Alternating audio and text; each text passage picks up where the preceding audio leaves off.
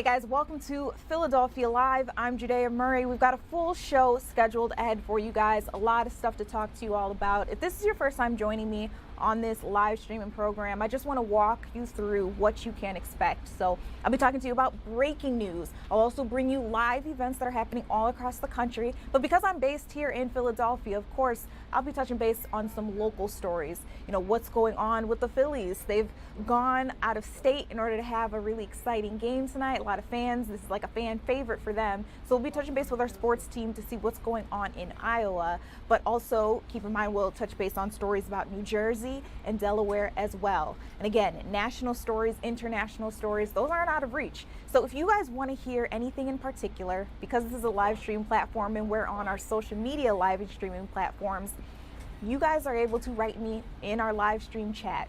Tell me what you want to hear about. Ask questions to any of our reporters. We are able to give you the kind of news that you want, that you deserve. Now, I want to show you a couple of things that are going on around our region as we speak. So on the top left-hand screen, you're seeing this live meeting happening out in Upper Marion Township. So the big question here is, are we bringing a data center there, your way out in there? They're going to hear from community members. The developer, I heard, is also in the room. So it's going to be very exciting to see, how the two sides, whether they clash, whether they come together. I do believe we're expecting a vote later on tonight. Underneath that, again, I had mentioned that the Phillies are playing against the Twins out in Iowa. This is, like I said, a crowd pleaser. A lot of fans love this game. It's called Field of Dreams. So you're looking at the diamond before everything gets underway. Heard this game gets started at 7:30 p.m. Eastern Standard Time. So we'll try to bring you live updates on the score and what's going on with our players as we speak. Right next to that, you've got a look inside the courtroom where earlier today we heard that Keefe D, the jury has been set in his trial. He's been charged in connection to the murder of Tupac Shakur back in the 90s. This has been a talking point for decades, people wondering who shot Tupac.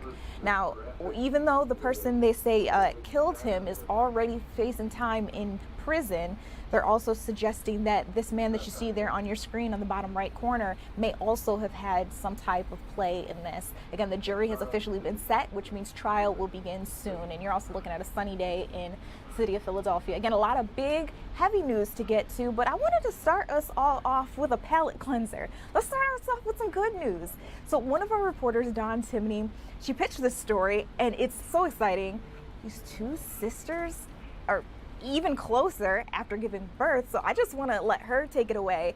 Dawn, what's so special about these two particular sisters?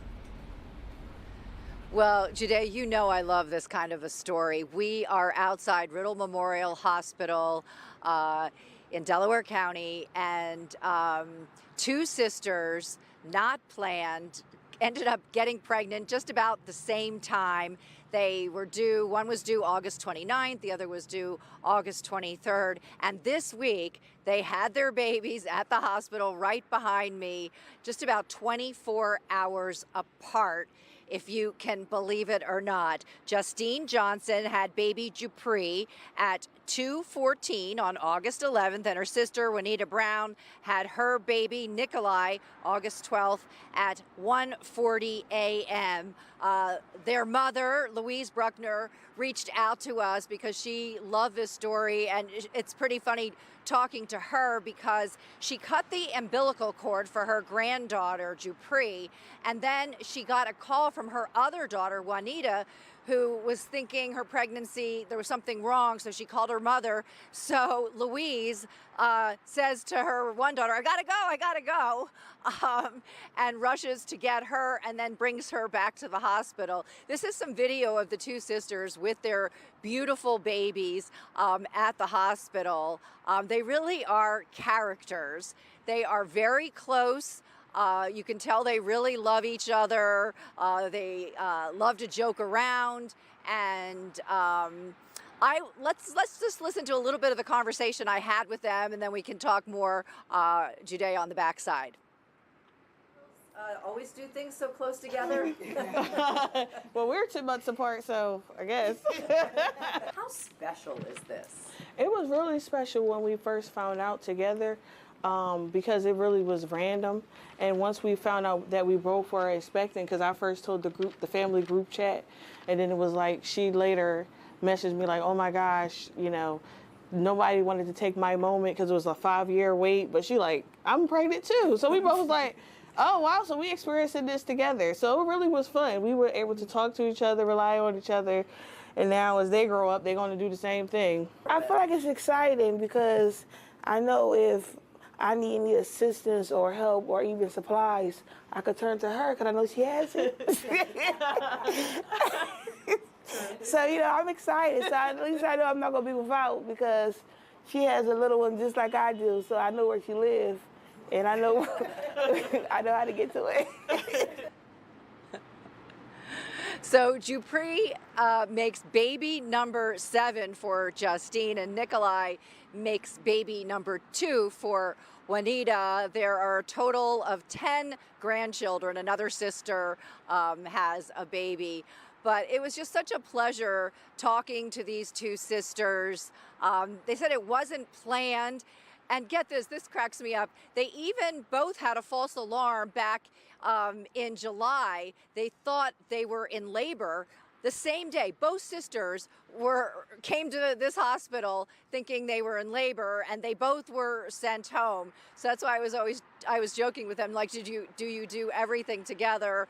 Their other kids are in daycare together. Just a really close-knit family that truly loves each other. But the chances of these 2 babies being born 24 hours apart is really rare by 2 sisters who are 10 months apart. That is so crazy to me. And I hear you say that they didn't plan this, but I just wonder, how strong the power of will and want really is or really are.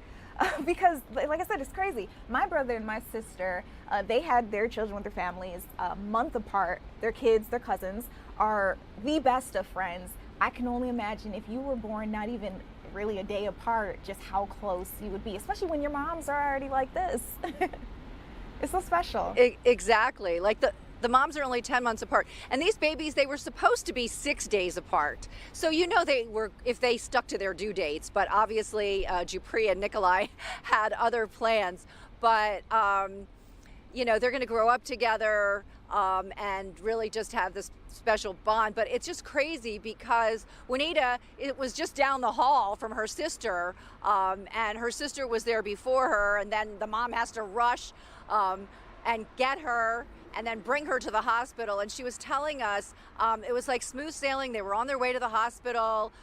Everything was going okay. And I guess there was a deer in the road. So she was like, dodging deer and all kinds of stuff. But I just love the energy of this family and the love. And just, what a coincidence that these 2 cousins, born in the same hospital, less than 24 hours apart, born into a family filled with lots of love. Lots of love. And Dawn, the kids are adorable. The little one, the little girl, I has know. a head full of gorgeous hair, and then the little boy is already. How about that? They got really, really lucky. And that head of hair on Dupree is crazy. And their babies were so good. Now, the mom said, "Oh, yeah, we fed them right before you came," which was a good idea. Nobody cried. Everybody was as good as gold. And they really are 2 beautiful, beautiful babies. Yes, absolutely ready for the close-up. Dawn, this is exactly the palate cleanser that I needed. I feel like I can now face the rest of the world and all the other stories that we've got to get into. So I appreciate you starting us off, kicking us off right here on Philadelphia Live. See you later in the 10 o'clock. My pleasure. I knew you'd love this story. I always love your stories. So from there, let's take a quick detour, still on some, I would say, fairly good news. I want to get into the world of weather with our storm team meteorologist. So we've got Kathy Orr on standby. Kathy, I hear that the heat is starting to set in. We've already had, 6 heat waves in a row. Are we potentially looking at another one? Do you want another one? No. Well, yeah, we could. Oh It's my very gosh. interesting. Our computer models, our guidance has been underestimating some of these temperatures, so I think we're going to do it. Yesterday, the forecast high was about 88. We made it to 90. Today, the forecast high about 88. We made it to 90. So you can see the pattern here. Tomorrow's forecast high 89. So I think this next heat wave is a slam dunk. Take a look at the last 7 days. Let's say 6 out of the past 7 days have been at 90 or above. This has been a pretty hot August to start. Today in Philadelphia, 90 degrees. Elsewhere in the mid to upper 80s. So another hot day with high humidity. Those numbers right now in the 70s and the 80s across the region. And as we go into the overnight, 60s and 70s to talk about. So still a little sticky, but by tomorrow, that humidity is going to take a break. And it will feel so much more comfortable, even though the temperatures will be very close to or reaching 90 degrees. We start off the day in the 70s, midday, actually late morning, we're in the 80s. By the afternoon, I think we're going to make it to 90 degrees. Traveling tomorrow, heading down the shore, you know you'll hit traffic, but the weather will not be an issue. Heading up, let's say, 276 or 476, the Northeast Extension into places like the Poconos, Scranton, upstate New York, Syracuse, no weather issues. There are some storms in the mid-Atlantic, so through Richmond and Raleigh, it's going to be hot but sticky with storms. Weekend weather, it's a half and half weekend, so you decide which half you like better. Saturday, less humid, warm, great day to be outside.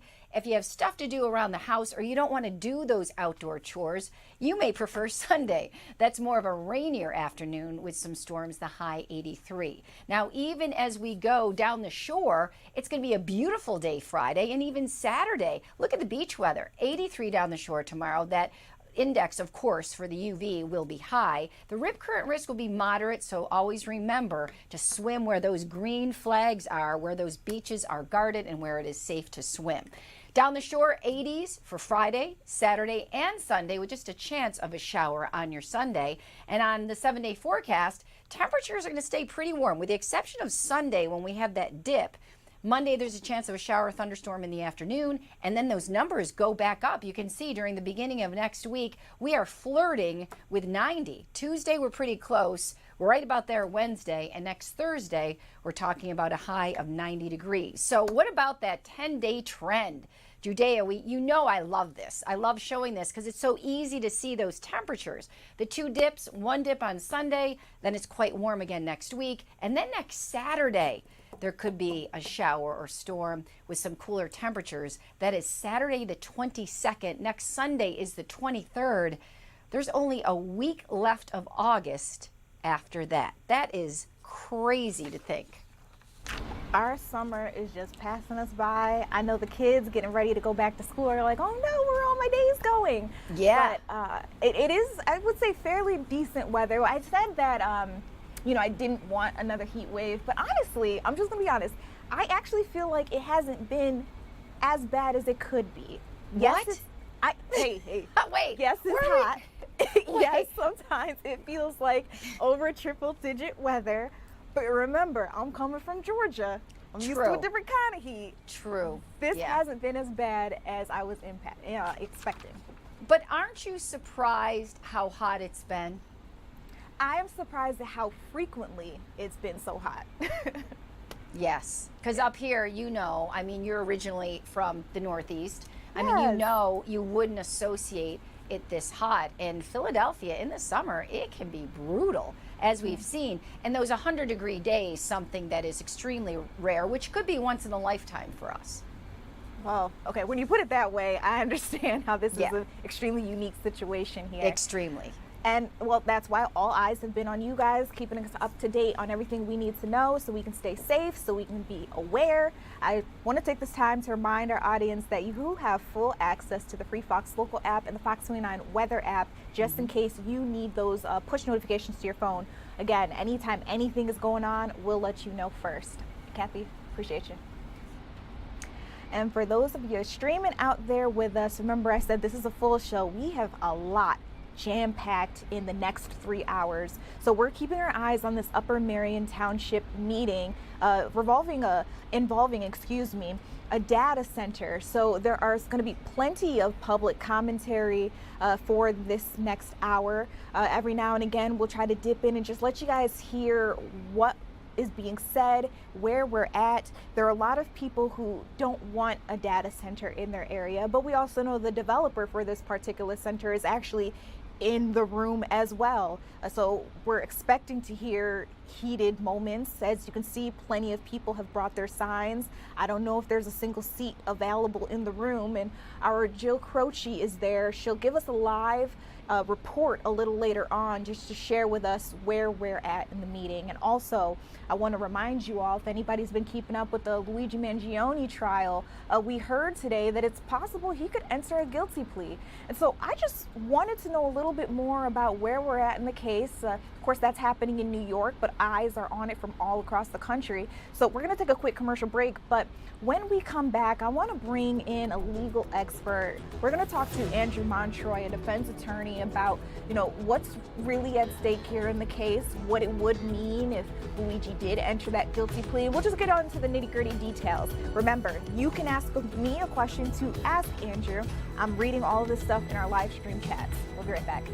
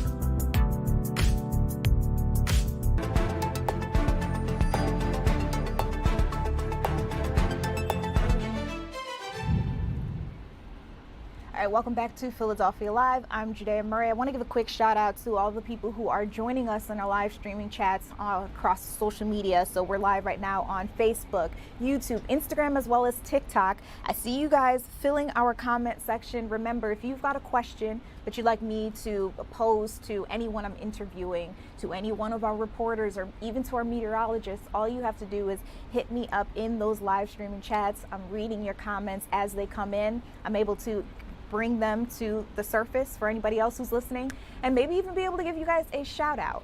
Now, I don't know if you guys have been keeping up with the Luigi Mangione trial. A lot of people have, but I heard that tomorrow he's expected to be back in court in New York City. And the big news here, according to the New York Times at least, is that he could potentially enter a guilty plea. Now, I think for a lot of us who have been keeping our eyes on the case, this kind of feels like a 180, because for the time being, we heard that he was, vehemently saying, I'm innocent in this case, here are all the facts. And we're waiting to see a trial actually be set and a jury selection to begin. So it's really interesting to hear that it's possible tomorrow we'll hear something completely different. So again, I just wanted to bring in someone who's dealt with plenty of these cases before. Defense attorney Andrew Montroy is joining us live on the stream. Andrew, appreciate having you here on Philadelphia Live.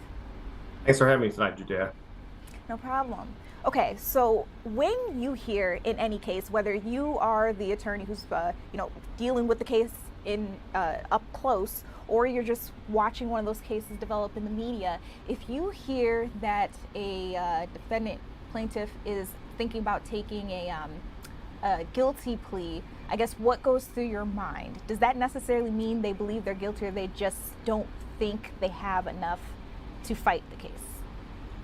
I mean, that's a pretty broad in terms of like dealing with the entire case. There are a lot of cases where you deal with clients of defendants in a case where they don't want to risk going to trial and will resolve the case because there is an offer, there's a guilty plea that is something that's acceptable to them, that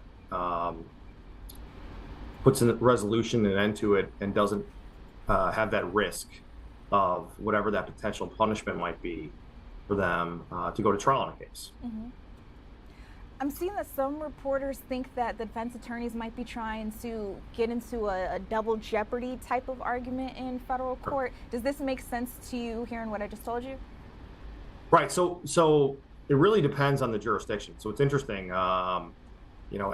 Practicing here in Philadelphia, and I've had cases in other districts. New York State has a very interesting double jeopardy statute that really kind of, or in the case that puts it in perspective, that you could plead guilty, or he could potentially plead guilty in federal court, and that could set up potentially precluding the state court case, which is the murder case, which isn't the same thing that exists here in Pennsylvania. So wait, maybe I'm not following you. How does it exist here in Pennsylvania? Like what exactly are the differences? Right. So New York State, in their statutes themselves, they have a stricter double jeopardy standard, that if it really comes out of the same instant and the same fact pattern, so to speak, and there's been some cases that have set a precedent that could potentially preclude prosecution from the federal matter, the plea in a federal case, precluded from happening in state court. In Pennsylvania, there is this sovereign issue for jurisdictions where you have the federal matter and the state matter, and even if they're resolved in these different jurisdictions, they wouldn't necessarily impose this double jeopardy in the other jurisdiction. Does that make sense, the way I'm explaining it? Yeah, no, yes, it does. And I appreciate you for breaking it down kind of like in the layman's terms for those of us who are just completely new to all of this. It's very helpful. Another question that I have for you is, let's say he does enter the guilty plea. One thing that the New York Times did not put out is what he would be pleading guilty to, whether it's all of the charges, one or two. So let's say it's just one. Does this set back trial in any way, or would they still be able to move forward with this? I think it's September 8th that they're hoping to set a jury in the trial. Right. So the federal case isn't scheduled to go to trial until January 27th. The state court case is scheduled to go to trial on September 8th of this year. So you have the two different jurisdictions like we're talking about ultimately. But what could potentially happen is, if he pleads guilty in federal court, and it's not scheduled in federal court, they'll schedule it for a change of plea hearing. Everything we've seen so far in the reports are that it's scheduled for a conference. So I know that sounds kind of two different things the way it's being listed, but ultimately, if the semantics of it, one being a conference or a change of plea, are two separate things. And so it could be just a conference. It may not be a change of plea. If it's a change of plea, that means he's pleading guilty for the matter tomorrow. And if he pleads guilty, that could impact what happens with the state court case, and that is scheduled for the jury trial on September 8th. Okay. Well, let's put the plea aside. Another thing that a lot of people have been talking about here, let's say they do end up going to trial begins. They're wondering whether or not it'll be live streamed. And I don't believe the judge actually addressed that publicly, whether or not these cameras will be rolling live, or whether reporters will have to come back to their news stations and just report from, I've seen in some cases, it'll be the artist renderings and sketches. So if you were arguing in court, is there something that you would prefer not to be live streamed, to be live streamed for your client, or would it depend on what the accusations are? Yeah, I think it is a case-by-case basis. It's hard to say what you would want. I think there is always a strategic involvement in any of these things of what you want to do. And so I think you kind of have to. There's clearly been a lot of public opinion on this case, and For sure. and frankly, a lot of public support, rightly or wrongly, for Mangione and in this matter. And so I think it's how you want the public opinion to perceive this case. And so there's a possibility they would want to have more press and as much as possible live streaming. But it really does boil down to a case by case basis. So, because there has been so much public interest, we saw him trending all over social media when the reports first came out, when they first showed that one image of him close up. I think he had a mask on at the time, or you couldn't see his full face, but I just remember there were a lot of people talking about he was attractive or any other thing that they could run with the story. I'm just curious, if he were your client, do you think the way people have been perceiving him would help the case, or in some cases would it hinder it? Well, I mean, ultimately, there's a jury that's going to decide the case if it's going to trial. And so I think you always have to have a sense of concern as to how that's going to be perceived when there's a jury of 12 peers that are deciding the case.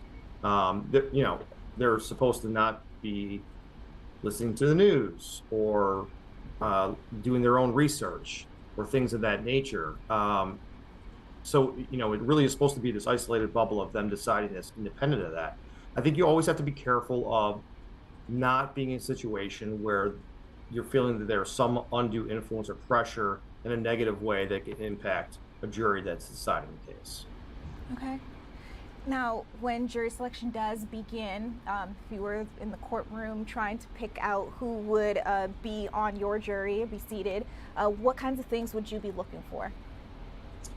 Well, it's always tough. I mean, I think when the process, there's voir dire, so you're asking questions and again, this is another jurisdictional thing. So depending on what you're permitted to be able to ask and you're permitted to be able to question the potential jurors, I think ultimately any attorney really wants to have someone that is going to be impartial, fair, listen to all the evidence, and not be biased. And you want to know what opinions they may have already formed based on the information and news and things they've already seen, because it is a national case and it's impossible that they've not heard something on it. You would have to be completely isolated to not have heard something about this case. So you want to make sure they haven't already formed some kind of predisposed positions, opinions that are going to negatively impact your side as the defense,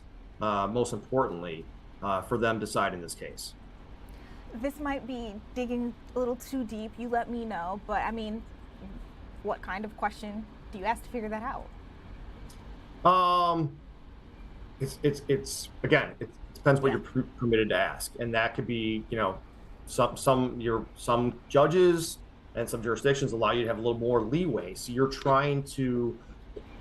might ask them, about some work experience or some hypothetical situation that puts them in a perspective that might give you a little insight as to what they think about things.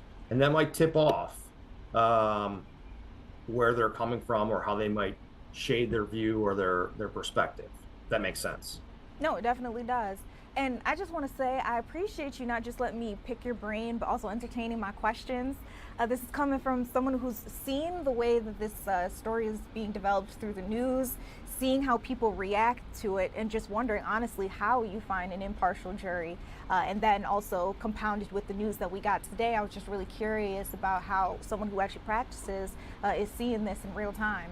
So again, I appreciate you letting me ask you what's going on here on Philadelphia Live. I'm going to let you go and continue talking about some of our biggest court cases in the news nationally. So again, appreciate you, Andrew, as always. Thank you so much. Thanks for having me. No problem. All right, you guys, another big story that everybody's been keeping their eyes on. Have you heard the name Lindsay Clancy? She's this mom out of Massachusetts who they say killed her 3 young children, all under the age of 5 years old. So the thing that they're asking here in the courtroom is not whether or not she actually did it. She has admitted, unfortunately, to murdering her children. The question of the hour is simply, was she experiencing a mental health episode? Is this a crisis? She has said, her husband has said, and there have been multiple therapists who have testified to the fact that she was experiencing something called postpartum psychosis. So a lot of you guys have probably heard of postpartum depression.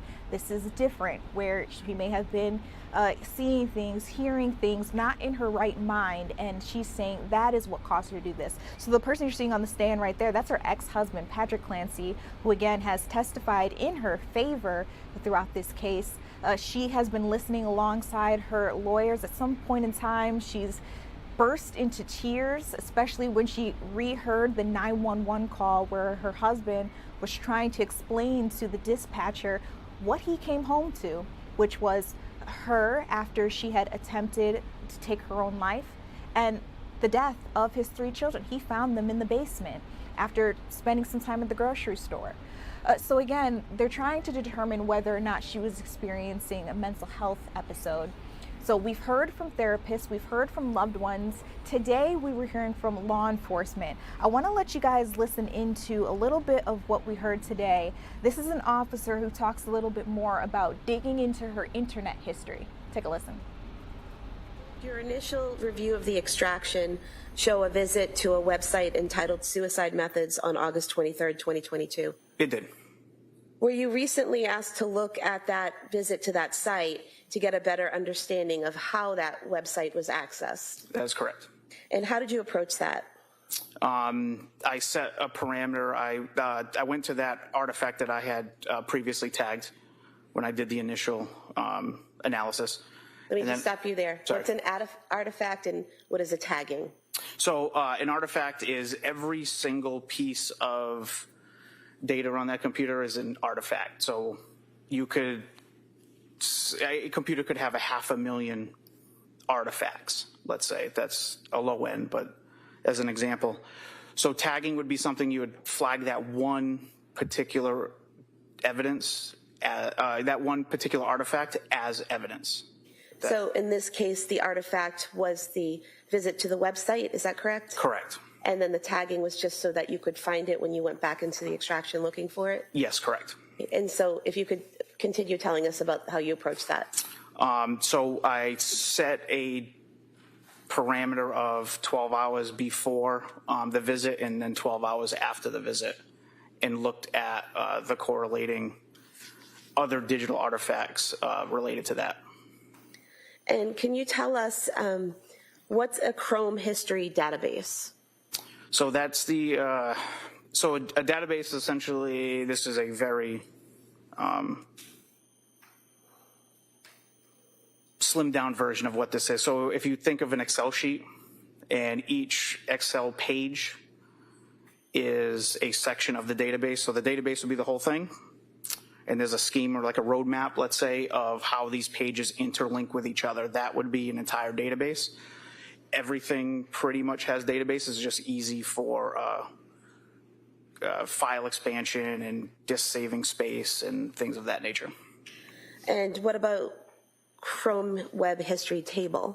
So a table would essentially be the Excel sheet that I explained before. It's a portion of the entire database. That particular one captures, without being a database engineer for Google, who created it, but that table tracks URLs, web page titles, dates and times. So is it basically a table that you get from the extraction that shows which websites that computer has visited? Correct. Each table has its own functions on different data it tracks, and then eventually it puts it all together. And what about a Chrome Web Visits table? So the visits table tracks things of were the web pages synced to the device, were they local to the device, are they typed, was it generated, was it gone there through a hyperlink? So basically, is it Is it a table telling how each website was accessed, whether someone typed in a search for it or clicked a link? Correct. And you mentioned a couple different ways: typed, linked, generated. So typed would just be someone typing in the search bar something to search? Yeah, so typed could be a few different things. So typed would be somebody typed in an exact phrase or word. It also could flag the typed version, a typed flag if you copied and pasted something into the URL address bar. So if you're looking at a recipe for, say, cookies, and you copied cookies and pasted it into the search bar, would that be considered a typed event? Yes, correct. Or if you just typed cookies, that would be a typed event? Or cookies, or if you typed in, say you put CO for cookies, and then Chrome tried to auto-populate what they think you want to type, that would also create a typed event as well. And then you mentioned linked. What is a linked access? Link would be that you clicked on a hyperlink, which brought you to a different page. And what is a hyperlink? That would be it's a word phrasing, and then behind the word phrasing, there is a website coded behind that. Is that like when you go on a website and there are certain words that are underlined that you can click on and it will take you to another page? Yes, correct. Okay. What about generated? Generated is something that Google would suggest, Chrome would suggest. Now, what is the Wayback Machine? The Wayback Machine is a website that is it's I don't say monitored. It's created and maintained by the Internet Archive as a company. It's a 501(c) nonprofit. And what that does is it goes out on the internet. It takes snapshots of the internet, web pages all over the entire internet, and then archives that. So you can go back in later. It started like in the mid-90s or so, but you can go back to pick a date, pick a year, and you can see what that website looked like at that time, or approximate. It doesn't copy minute for minute, day for day, but you'll get something around the time that you were looking for of what a particular page looked like at that date and time you want to see. So with regard to this case and looking into how that site, Suicide Methods, was accessed, what did you learn? Or what did you see? When I went back? Yeah, so go ahead. So I saw, the first thing I saw was a Facebook visit at 9:40 that morning. 9:40 a.m. on August 23rd, 2022? Correct. And what was the Facebook? The link was lynn.say. I believe it was 968. So Lindsay with a dot in between the D and the S, 969? 969, correct. All right, so to go along with the plea that she was experiencing some sort of a postpartum psychosis, again, her therapists, doctors have also testified, her husband has testified. He has said in court on record that he believed his wife was hearing voices. So this case will continue, trial continues. We'll be hearing more and more about this, and then eventually we'll be able to give you guys the closing statements and let you know what the judge, what the jury, what they decide. Again, that's happening out in Massachusetts, just to give you a look out there. We want to bring things back here a little closer to home. We're going to go ahead and take a quick commercial break. When we come back, we're going to dip into this meeting that's happening about data centers of all topics. A lot of you guys have been into it. So we're going to see whether or not Upper Merion Township will vote tonight on expansion. This is a proposal that is happening. We'll check in with our Jill Croce, one of our reporters who's been keeping us up to date on what's happening out there when we come back.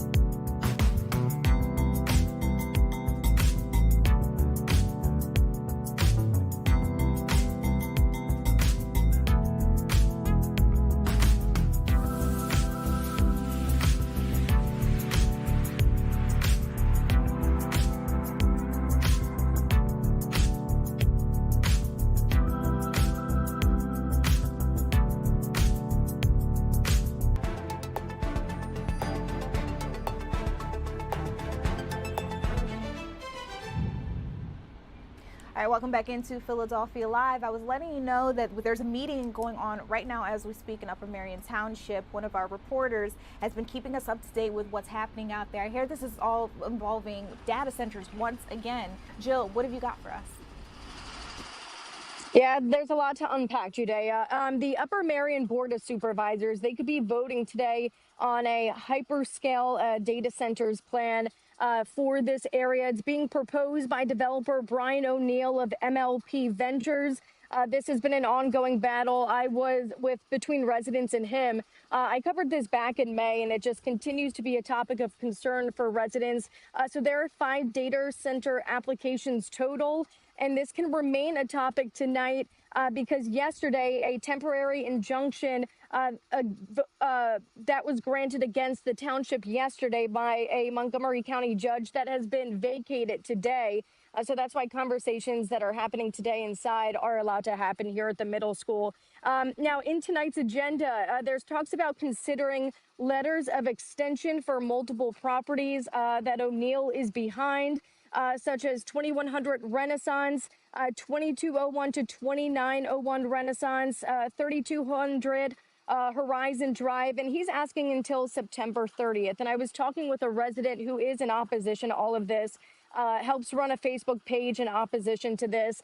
And she was telling me that a lot of these properties, a decision was supposed to be made by sometime this week. So he's really asking for an extension till the 30th of September for a lot of these data center sites, these hyperscale ones that a lot of residents, I spoke with someone who is for it in there, but that's the only guy I can find for it. He gets booed when he talks at these public meetings as well, but a lot of people in opposition, and they continue to do so for months. Now, when it comes to these applications, I'll run through them really quick with you. It's at 2100 Renaissance Boulevard. That's over 180,000 square feet. You have 3200 Horizon Drive. That's over 370,000 square feet. Then you have 2201, 2301, 2501, 2701, 2901. That's one big application. That's Renaissance Boulevard, just under 2 million square feet. Then you have Sweetland Road 411.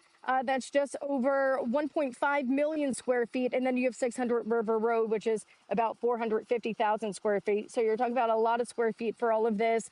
This is the second day this week for all of this. There was a planning commission meeting yesterday where public comment was there. The developer was not there yesterday. He is inside today. Haven't heard from him yet, but do expect to with a vote potentially on the way. If approved, this would be over about 4.6 million square feet of hyperscale data centers. Public comment.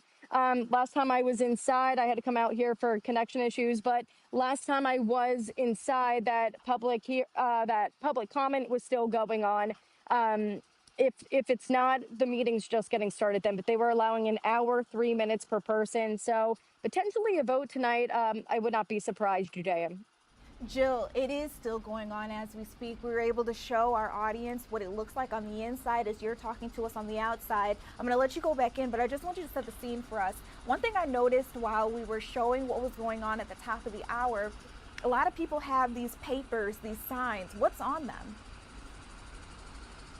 Yeah, so what they're in opposition. I forget exactly what's on them, excuse me, but they are in opposition. So when like the guy spoke for the project, they all lifted them up because they're trying to minimize clapping when you're in there because that just makes the meeting go on longer. So they've been throwing those up whenever somebody is for the project.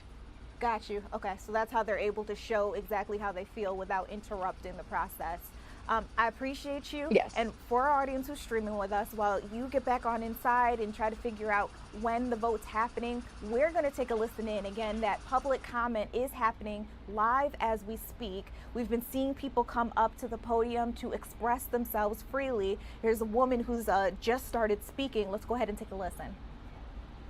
I do not think that he is acting in good faith, and given his track record with this community, this board, and the Planning Commission, this developer and his proposed projects should not be allowed to continue. Thank you.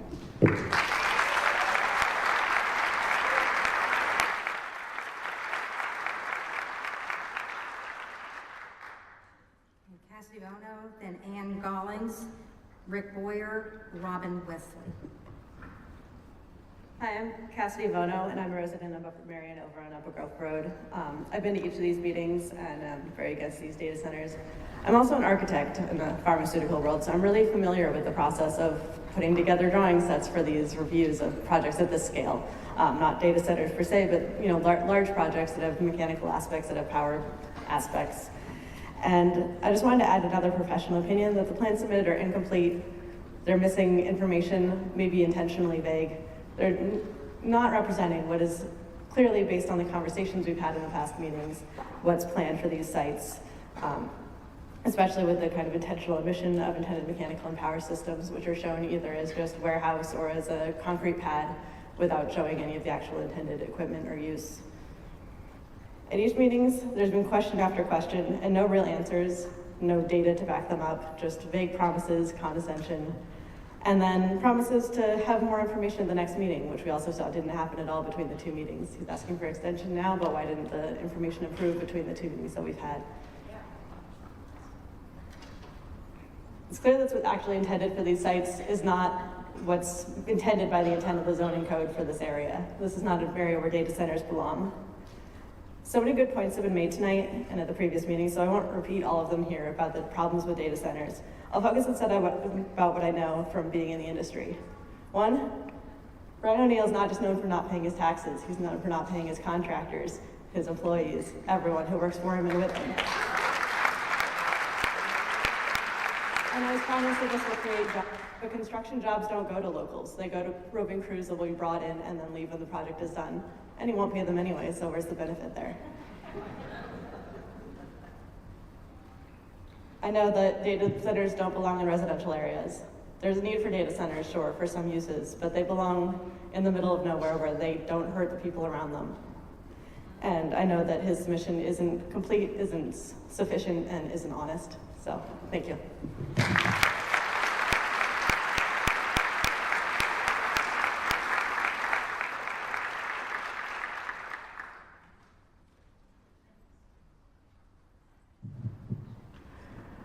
Hi, my name is Ann Gollings. I've been a homeowner here for most of my life, and I love living here.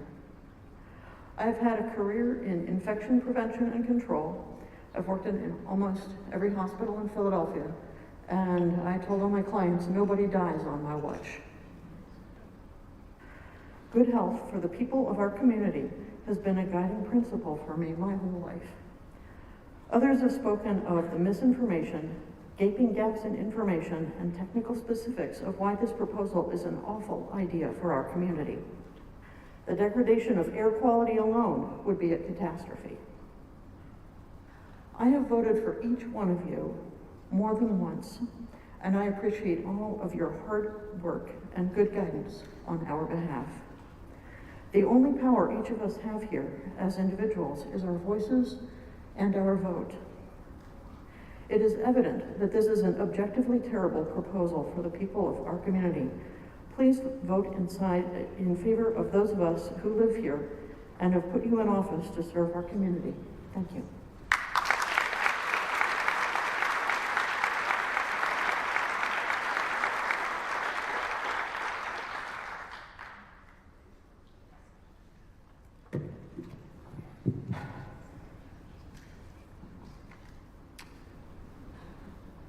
Hi, good evening. Members of the board, thank you for your leadership and public service in guiding Upper Marion Township. I'm also continuously inspired by the deep expertise my fellow neighbors bring to these meetings, spanning real estate, science, law, medicine, to serve as constructive partners. Thank you. My name is Rick Boyer. I live in Copper Mill Station, literally less than 1,000 feet from the proposed Renaissance proposal. Oh, that's a double. Professionally, I'm a senior user experience engineer. You might have heard the term UX. I spend my day-to-day bringing together software developers, business stakeholders, and users to remove friction, enhance broken processes, and deliver human-centered outcomes, ensuring design decisions are driven by data and real feedback, not emotion. Just a few months ago, in April, the King of Prussia District presented the right-of-way improvement plan for Renaissance Park, It features enhanced sidewalks, landscaping, biking paths, linking Renaissance Park and residents directly to the Circuit Trail network, including Chester Valley and Valley Forge Gateway trails. I know you've been posting about it too. There's a lot of developments about them too. According to 2026 Upper Merion Office Report, then released in July of this year, our Class A office market in Upper Merion maintains a strong 13% vacancy rate compared to urban centers, which are over 22% vacancy. Premier employers are paying higher rents, yes, but they also demand premium, high-grade amenities, innovative collaborative hubs, active outdoor recreation, green spaces, and seamless transit connection. Generalized vacancy arguments simply do not reflect our current market trends. In a recent ABC interview, Mr. O'Neill stated, "I'll spend whatever it takes to do because I'm building what's right." From a UX perspective, this reveals a fundamental process conflict, a stakeholder making an emotional decision that ignores user data and market realities. Spending millions fighting the township and its residents to force 7 industrial data centers ignores what our data proves. Look at how industry leaders attract top talent. Brands like Apple, Nike, Adobe don't build industrial warehouses. They build high-end destination campuses. Like Nike, for instance, built a solar-powered, self-sustaining campus featuring outdoor collaborative workspaces, continuous walking and running loops, state-of-the-art wellness centers, and multi-use community hubs for all. They understand that today's top talent demands environmental centered around wellness, active transit, nature, and community integration.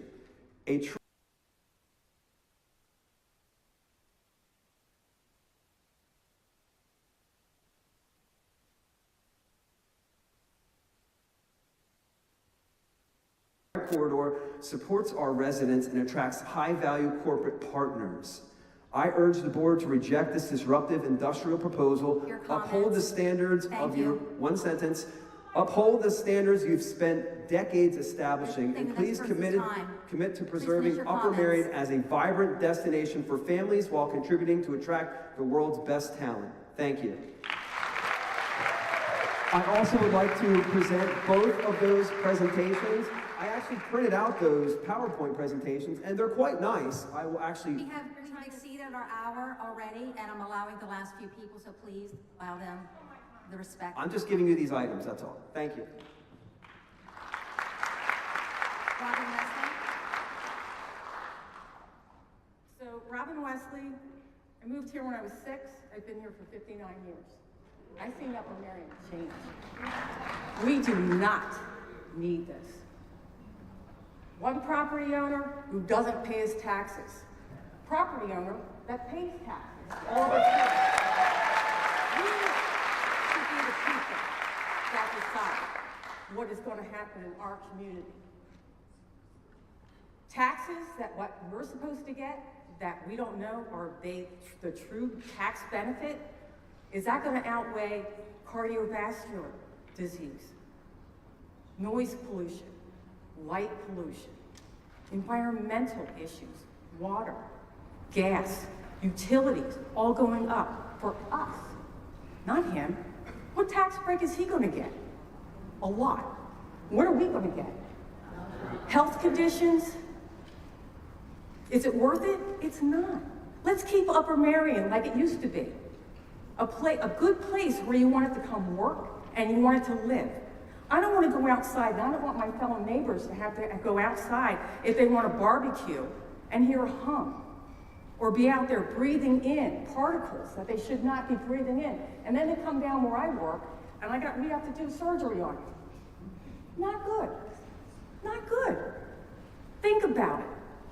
This could be the life of Upper Merion, where we deny him, or the death. Which you decide, life or death.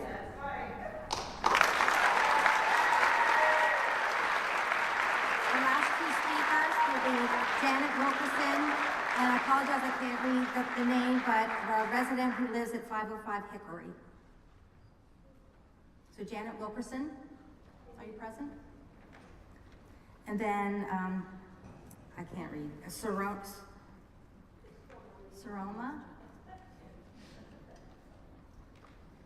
Oh, Janet Wilkins. Oh, someone wrote Wilkerson. Okay. Come on down, Janet.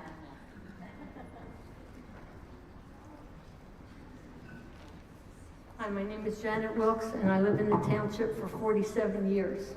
I don't know if any of you are familiar with the Pennsylvania State Constitution, but I will read a portion to you.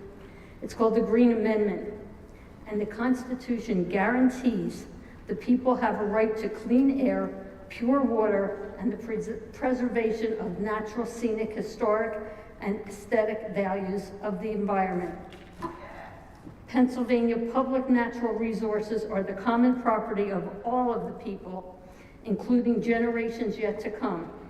As trustee of these resources, the Commonwealth shall conserve and maintain them for the benefit of all of the people. Now, both President Trump and Senator McCormick have cast the race to develop A1 as a generational goal akin to putting a man on the moon. It will have long-lasting implications for national security and global economic leadership. They say making new energy and data centers development crucial. And by the way, Senator McCormick's wife is president of Meta. What? This is all written here. While federal and state government can steer data centers development through broad policy changes, such as the incentives or speedy permitting, the decisions of how data centers are built and whether they fit communities, and how they fit communities fall to elected leaders, like township supervisors and borough councils. This is all in the Constitution of Pennsylvania. Over basic rights under the U.S. Constitution are being violated. Data centers are detrimental to our health, safety, and welfare. This is all in our Constitution. Tax exemptions reduce our local base. Fire departments and roads absorb additional demand, and residents pay for all of it while the developer captures the values. Excuse me. Municipalities face long-term financial strain. Nationally, electricity prices rose 6.9% in 2025, more than double the overall inflation rate. Thank you for your time.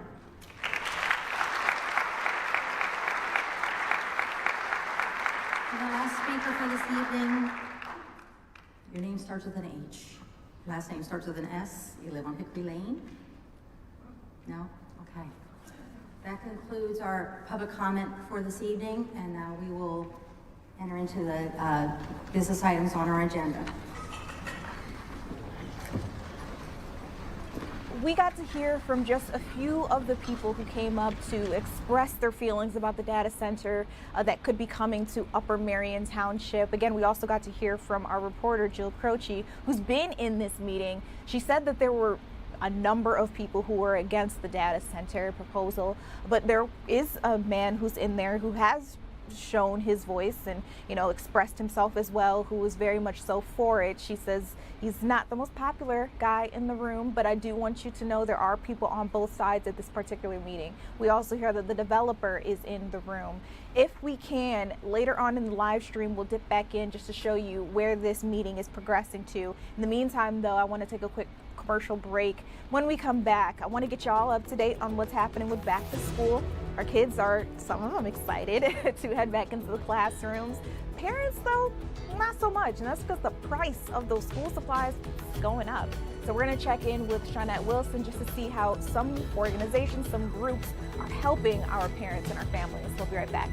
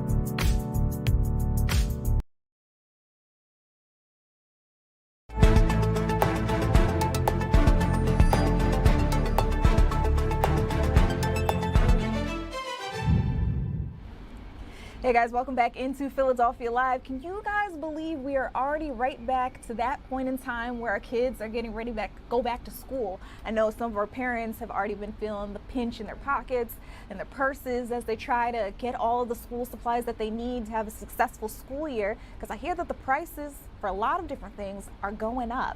Now, what's really heartwarming, I would say, in our area in particular, we've got quite a few events set up where you guys can get out, get what you need. I want to turn things over to one of our reporters, Shawnette Wilson, who's been keeping up with some of these cool events, some giveaways. Shawnette, what did you see today?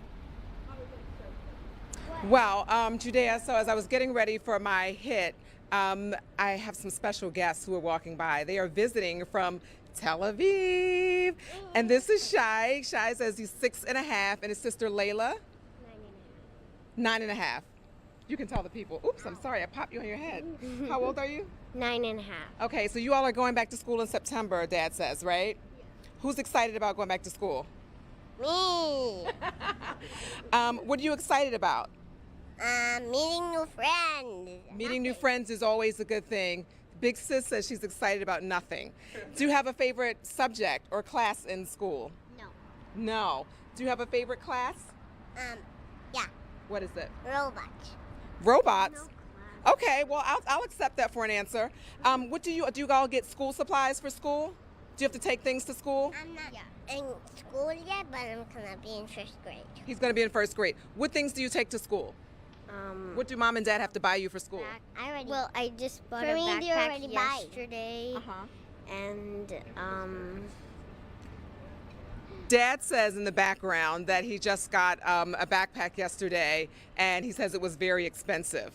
So good luck going to school, because I have to talk to them about how much money people are spending on school supplies. Wow. So when you go home, have a great school year, okay? I have like a lot of stuff of schools. All right, so I have a co-host here, Judea. Thank you so much. Enjoy your visit, okay? Bye, Shai. Have a good school year. All right, so you know I love little people, Judea. So this is timely, though, because they just walked up, and Dad was saying how it costs so much money to buy school supplies. So that is our story we're working on, because here in Philadelphia, I believe most kids will be going back on Monday the 24th, some a little bit earlier. And according to reports, families are going to be spending 11% more on back to school this year. A basket of school supplies is going to be more than 7% higher than what it cost families last year. So as you know, in Philadelphia, there are lots of organizations that are doing back to school drives. A lot of them have already started. There's a few coming up this weekend.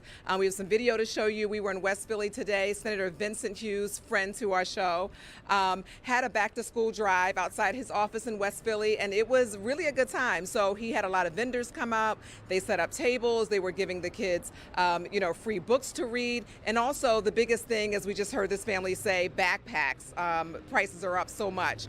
So at this drive today, they had plenty of backpacks that were stuffed with notebooks, folders, pencils, pens, anything you can name. And Senator Hughes made it pretty fun. They had a barbecue, and they had music, a live DJ, just so that they can kind of ease that burden on parents who are going to be maybe struggling a little bit as it is time to end vacation and then, spend money on getting their kids back to school. So let's hear what Senator Hughes had to say. And also I talked to a mom who was there to get some help for her girl who's going to Overbrook Middle School. Hey, Shawnette, they're saying that we don't have the video for you or the sound bites. Can you just run through a little bit of what they had to say to you? Yeah, pretty much what I just said. This is an eventful night we're having out here on Market Street. So they just talked about, Senator Hughes wanted to do this, Judea, just to kind of ease the burden on parents. He knows that, people are struggling with the economy and just affording lots of things. We're coming off of summer. A lot of families, have had financial responsibilities to afford summer camp for the kids. Some took vacations, and now school is starting, and they are looking at paying, as I said, 11% more on school supplies. So I do have a list that I'll run through really quick, and I'm reading from my phone. For example, this says some of the supplies that are up the highest, and this is reported by the U.S. Producer Price Index. Lunchboxes, Judea, up 26.8%. One subject notebooks up 23%, index cards 22%, notebook paper up 20%, and even tissues up 20% more than last year, because you got to send your kids to school with a pack of Kleenex, right? Because that's where they get all the germs from in school. So just to give you an idea of how much more they're paying. And it really is a big deal. You know, I think that we don't really think about it until you meet lots of families. At this event today, I met another family, husband and wife, and they have 4 kids. And they were talking about how they spend several $100s a year on back to school items. And even if you can go to a drive like this and, you know, get just a backpack stuffed with the basics of like a notebook, pens and pencils, it helps them out tremendously. So that's kind of what we did today.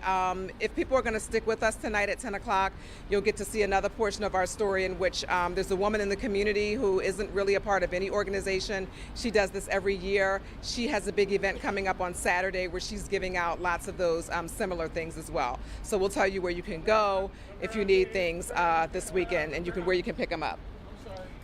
Shawnette, I appreciate you. The kids are acting up today. I apologize in advance for them. We're going to bring it back here to me in studio while Shawnette deals with what's going on outside. Again, she said it was an eventful night on Market Street, and she wasn't lying about that at all. It sounds like they're still yelling at her. Let's come back here with me. Okay, so I hope that she's doing okay. Shawnette, if you can still hear me, just text me to let me know that you're okay. I appreciate that, as she is out there reporting. Again, she's doing her job. You guys got to be respectful. But back to the back to school stuff, you know, just out of curiosity, what do you guys think about this? I saw it trending on Threads just a couple of days ago. While we're talking about all of these school supplies, a lot of people have been saying they've gotten notices from their children's teachers, and they're not doing a traditional, here's a list of things to buy your child. They're getting a list of school supplies for the classroom as a collective. Not everybody was happy about that. Some people say, I'm spending all this money, it's not even for my kid. But from the teacher's point of view, they say, you know, let's look at the bigger picture. Let's say I'm teaching and giving a lesson, and Timmy over here doesn't have a pencil. Do I stop my entire lesson so that we can try to find another student who can lend him one, or I'll go to my desk and get him one? Or if there's a collective in the classroom, let's say there's a pencil bucket that's already pre-sharpened, he can just walk over, get it himself, and go back and sit down. So I'm just curious what you guys think about that concept. Have any of your children's teachers given you guys those collective lists, or are you getting your traditional, here's what you need for your child for the school year? And like I said, it's very interesting because we are seeing the cost of school supplies go up as well. Another thing that I've been seeing trending out and about, there are reports from a bunch of different cities, including Atlanta's FBI headquarters, saying that they're warning parents to watch what they post online. A lot of people are excited about back to school. My kids look cute. I bought them these clothes. They better pose and take a picture. But maybe you should think twice before you put that up on Facebook. We're going to bring in an expert. He's on standby right now. Greg Schiller, the CEO of Child Rescue Coalition, talk to us a little bit more about what the safety risk and concern is there. So Greg, first of all, thank you and welcome to Philadelphia Live. Well, thanks so much for having me. I really appreciate you having me on. Look, the risk is a real one. I was a prosecutor for 21 years in South Florida, handling many hundreds of child exploitation cases. And the biggest issue we always have is people not knowing the dangers of putting too much information online. So these pictures are great. You know, parents want to put pictures of their children with a little sign that says, you know, little Johnny's name, what grade he's in, what school he's in, standing right in front of his house. Well, those pictures, whether we realize it or not, are shared in the ether of the internet. We may share it with our private groups, but those people can share it outside their groups. And what we don't want to happen, but what sometimes does, is predators see those images. And those predators then look to try to find those children. You give a child's name, where they go to school, and the image of your house, and it is not difficult to do a reverse Google image of that location and now find the address of where that child is. It's a real risk and a real danger. I mean, it is. We've even seen, I don't know if you're familiar with the documentary that was out on one of our streaming platforms. It was called Don't F with Cats, but it just showed how people really can reverse engineer search wherever it is you are and find you just about anywhere with the littlest thing that you see in a picture. So just out of curiosity, because you guys actually deal with this kind of risk factor, not just as it pertains to child safety online, but just in general, keeping our kids safe. So what organizations or what reports have you heard of bad doers kind of using your information against you in this way?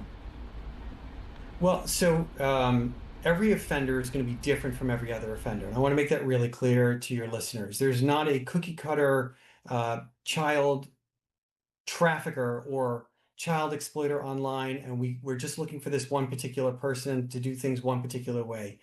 They're going to be wherever our children are, in whatever apps, games, or social media our children are, or we're putting them, right? So at Child Rescue Coalition, we actually build proactive technology that law enforcement across the entire country and 106 other countries around the globe use to proactively go after these offenders before they get to our children in the places where the offenders are, where they're trying to find our children or trade child sexual abuse material of our children. It's nothing short of an epidemic. Law enforcement is working around the clock to protect our children using technologies like ours that we build and provide law enforcement for free, again, around the country, across the districts where you're broadcasting right now, and everywhere across the United States and the globe.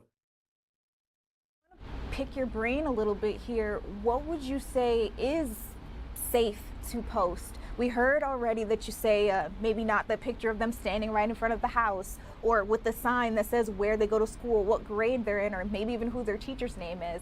What would you say is something that's okay? So let me preface this by saying that's up to the parent, right? Every parent has to decide what's safe for them and their children. But we don't have to give their names. We don't have to give the school they go to. And, we don't even have to necessarily show their face. And people say, well, how are you going to know it's my kid? Well, if you're posting under your name and maybe you show the back of your child walking away from the house, maybe towards the stop sign where the school bus is going to be, the fact is we're trying to protect our children from a big unknown. We don't know which predators are watching. We don't know if they're watching our children, and we don't know what they're going to do with that information if they have it. Our children also aren't 100% consenting to all this either, right? We're doing all this and we're taking their liberties with their safety. So we've got to be really careful about that. In the 80s, 90s, early 2000s, that wasn't an issue. You took a Polaroid or you took a picture, you printed it out, you put it in a photo album, you weren't sharing it with the entire world. But those are the liberties we're taking nowadays. So we've got to just pause for a second before we decide, okay, I'm going to share all this information about my child out to the world. I do like that you mentioned just the possibility of blurring their face, putting something over their face, not showing their face at all. Yeah. My siblings, they don't show their children's faces online, and as an auntie, that's something that I have to respect as well. And I totally get it. Like you said, you never know, especially if you do have a public-facing page. I just, out of curiosity, for someone who's got a private page, is it right for them to feel like maybe they're a little bit safer to post what they want if they know exactly who's following them? Or should we all still exercise some sort of, caution just because it's going online? I think it's important for all of us to take some caution when it comes to this. Look, you can have a private page, but at every point in our life, we've had somebody that we've connected with, friend or associate, who took liberties with information. And we really don't know what everyone else is going to do with the things that we post. How many of us can honestly say that everyone that is in our private friend group on either Facebook or Instagram or any other social networking app is definitively someone we know? I've been lecturing to kids and parents for 15 years of the dangers of the internet, for child exploitation, sextortion, trafficking. And the one thing no one's ever told me is that I know 100% absolutely everybody I'm connected with. And if you can't say that, then maybe that one person is not safe with what you're posting. Maybe repost to their network, and then gloves are off and everybody can see everything that you just posted, whether you wanted them to or not. as soon as you post it online, you have to assume that everyone in the world's going to see it. And so let's take it back for a second. You wouldn't put your kid at the, as they're getting onto the bus with a big placard hanging down off their neck with their name and their school and where they live and all this information about them, because you don't want the whole world to see it because you think the whole world's watching, or maybe there's some stranger there. But isn't that what we're doing online? So we have to realize there is no difference between the physical and online world. In fact, I would certainly say that the online world is a much more dangerous place nowadays than the physical world. I mean, that's fair. And the other thing that I just want to point out, you guys, is you mentioned, it's not necessarily that every single person, even on your close friends list, or if you do have a private page, not every single person is someone that you know 100% or even trust 100%. But I also want to remind people that there are so many child sex crimes that get reported that we hear the child or the parent knew the perpetrator. So just want to put that out there too.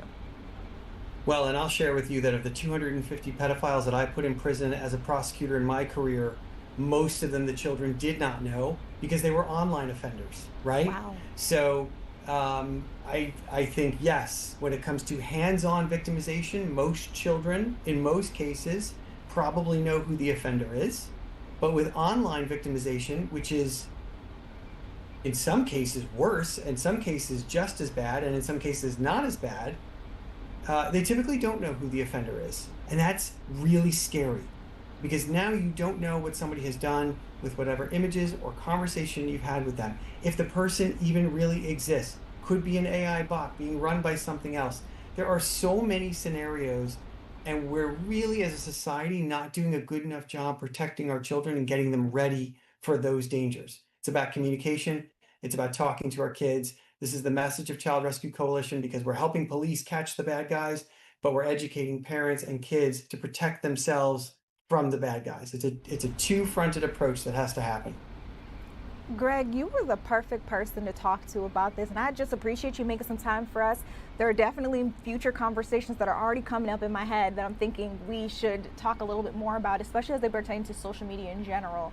So I'll be hitting you up soon. I just wanted to remind everybody. Yeah, no problem. Wanted to remind everybody where you're joining us from. Again, he's the CEO of Child Rescue Coalition. His name is Greg Schiller. Again, appreciate you here on Philadelphia Live. Well, thanks. Really appreciate it. If anybody wants to check out our organization to support us, it's childrescuecoalition.org. We're a nonprofit based in Florida, but we're protecting your kids all across the world. A little bit of everywhere. Appreciate you. See you later. All right, you guys, it's about that time. We're due for another quick break. When we come back, though, I want to get caught up on what's going on in our sports world. I know the Phillies are out of state. They've headed over to Iowa for a game that's really exciting to a lot of different fans. It's called Field of Dreams. So we'll be seeing where we are in that game. We'll be checking in with our sports team when we come back.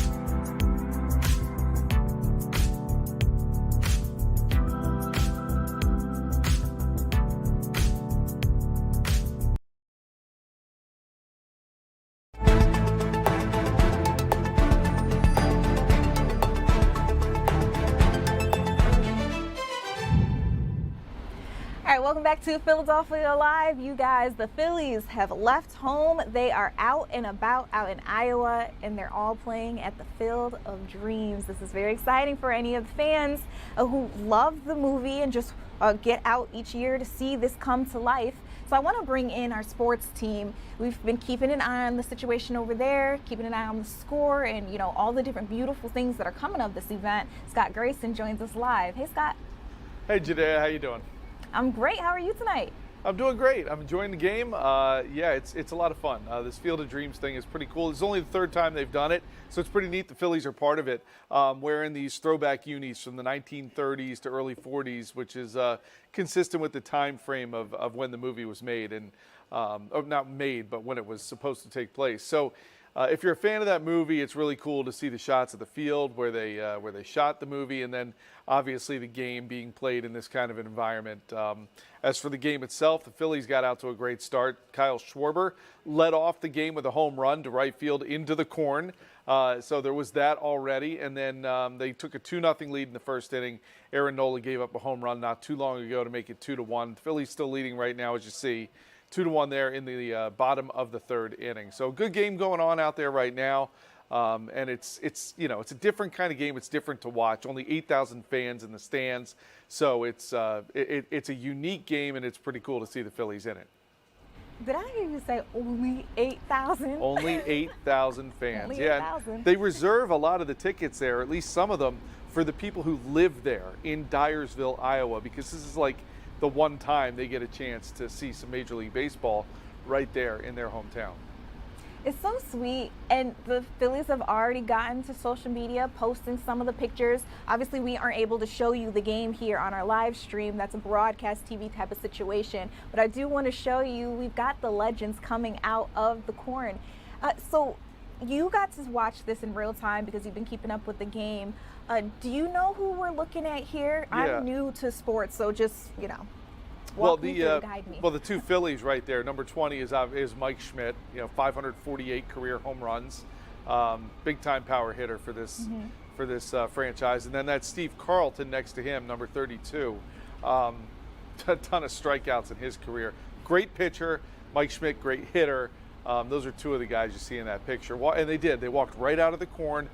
This was the largest gathering of Hall of Famers at a game since 2008. There were 25 of them there. Goodness gracious, how do you even work out the logistics for something like that? They look so happy too. I love the uniforms. Yeah, these are some more of the former players who had played for the Phillies in there that walked out at one time. It's Jim Cott in the middle, standing on the right, the taller guy there. Jim Thome right in the middle. Of course, he played several years here with the Phillies. Hit his 400th career home run as a member of the Phillies. So there's a good group of them were represented out there. It was a neat touch to this unique game to see them all walking out of the corn. So seeing that we're already up by 1, and Scott, let's just call a spade, we haven't been playing the greatest. Do you think maybe a game like this, where there is so much excitement for the fans, this is something that is really heartwarming to a lot of people? Kyle Schwarber said it himself. Maybe they needed something like this as a reset? There is perhaps something to that, and let's see how the game plays out. But I've heard the stories of the players were over on the movie field, walking around just like fans would, right? Mm-hmm. Taking in that whole thing because they've all seen the movie, they've felt the movie, and part of what they were doing, if you've ever heard the soundtrack to this movie, as these guys were walking out of the corn, you hear that music playing as well. It gives you all those kind of feels and the vibe there with it. So. Perhaps something like this could get these guys to remember what it was like to be a kid when they saw that movie, and now to be there around where it was shot and playing in this game that they know people from all over the country and the world are watching. Mm-hmm. Maybe if this game goes pretty well, they can go. They're off tomorrow. They go up to Minnesota to finish the series against the Twins. Maybe it'll get them going. But it is pretty cool. It's great to see all those Hall of Famers right there. That's Scott Rowland all the way on the right. As well. So it's great to see that group together. Well, again, knock on wood that they can pull out a win. So from the Phillies, on to the Sixers. Dropped a bomb today. We got the schedule for the season out. Anything in particular speak to you? Yeah, what we were curious about seeing was just some of the when were they going to play Boston, right? Because Jaylen Brown, that's going to be a big game for him, whether it's here, and then when he goes to Boston, that will also be a huge deal for him. But overall, we kind of already had some of the biggest ones. We knew they were playing Christmas Day. We know they're opening up in New York against the Knicks. We know they're playing, a home game against the Knicks to start the NBA Cup. We already knew that. Now it was kind of interesting seeing how the schedule was laid out. I think the most important takeaway, there are only 4 teams that maxed out their national TV appearances this year. The max number you can have is 34. The Sixers are one of them. And, of course, that's due in large part to LeBron James playing here. So you see the LeBron effect, 34 nationally televised games out of their 82 total. And that's the most you can have. It's a franchise record for this franchise as far as nationally televised games in one season. So the spotlight will be on. It will be bright. We'll see how this team plays under it. I think we can play to the pressure. We've got a solid lineup. I think our guys, they deserve all of this. We just got to make sure no injuries. We don't want any injuries. Yeah, no, don't say that word. We don't want to say that word. Okay, all right. Zip it. I never said it. Let's move forward. Eagles, the Philadelphia Eagles, have also been at training camp. We've been with them just about every single day, showing everybody what's going on there, giving you guys the latest headlines to come out of there. Today was a really exciting day for one little kid in particular. Before we get to that, though, I heard there was a fight. What in the world was going on? And you can tell we're getting closer to the season when we start getting the intensity ramped up a little bit. Yeah, look, this happens at training camps, and it happened at the Eagles today. There was a little bit of shoving. Next play, the two guys get together. It was Moro Ojomo and Fred Johnson. And Fred Johnson on the second play after the shoving pancaked Ojomo. He didn't like that very much. That's blocking him right to the ground. And got up, and apparently a few punches thrown, but it did die down rather quickly. Usually the other players get in and start breaking it up. And, and one of them had to be taken off to a side field to calm down a little bit. But look, I think this is a good sign. The intensity is building, right? The hitting is building. They're working towards a game Saturday. Some of these guys, a lot of the starters won't play in it, but the other guys will, and they're trying to earn jobs. And so you get that extra hitting. You get that extra, wanting to prove something on that field to the coaching staff. And so we're seeing that. Now, you play this forward a little bit, it's going to be interesting to see how that intensity rolls on next week when the Eagles have joint practices in New England against the Patriots, which is where A.J. Brown is now. And I can tell you we will be there covering that up there. Breland Moore will be covering that for us. So everything that happens up there, the intensity, the seeing of A.J. Brown again will be interesting to watch. But, yeah, a lot of players downplayed what happened today at that fight. And like we said, it happens at training camps every year, and the Eagles were no different. That's fair. Now, another thing that I see happens at these training camps, and for everyone else it seems to be normal, but for some reason we're just the big spectacle because of it. There's a video that the Eagles put out on social media showing Jalen Hurts throwing a pass that gets intercepted, and all of a sudden fans go crazy. Can you just walk me through what the big deal is about that? Honestly, I don't understand what the big deal is about it. I think fans, they were kind of like, why are you showing Jalen Hurts throwing an interception? But the caption to the tweet was about right on cue, because it was Quinyon Mitchell who picked it off. And the history behind that is Quinyon Mitchell dropped some interceptions last year during the regular season and never got one. Did finally get one in the playoffs, but he had finally, he made an interception in the practice off Jalen Hurts, and that's what the Eagles were trying to highlight. And it's crazy to me how a lot of fans got all up in arms over the fact that you're showing Jalen Hurts throwing an interception. Other teams are tweeting out their quarterbacks throwing interceptions. Drake May of the Patriots threw 2 on back-to-back plays. They tweeted that out. Their fan bases, crickets, nothing. You got the Bills. Josh Allen throws an interception. Again, crickets. But here in Philadelphia, we're a passionate group. There's part of this fan base got a little upset about it and didn't like it. And look, it's training camp. On every play, there's reasons why they'll throw certain passes. In that situation, for example, it might have been, hey, we're down to 10 seconds left in the game. You need to try to score a touchdown here. We're down by more than 4, right? So he's going to throw a ball up, and if it gets picked off, but they don't always tell you what the situation is when you see a play run. Obviously, the players and the coaching staff knows that. but when we're there watching, they're not coming around every time to tell the media, hey, just so you know, this is what we're running here. That's not how it goes. So, yeah, it was crazy how that all went down and how it blew up on social media. But look, Jalen's going to throw interceptions. Every quarterback does. And Quinyon Mitchell, I think it's a great sign to see him picking it off. This was the play.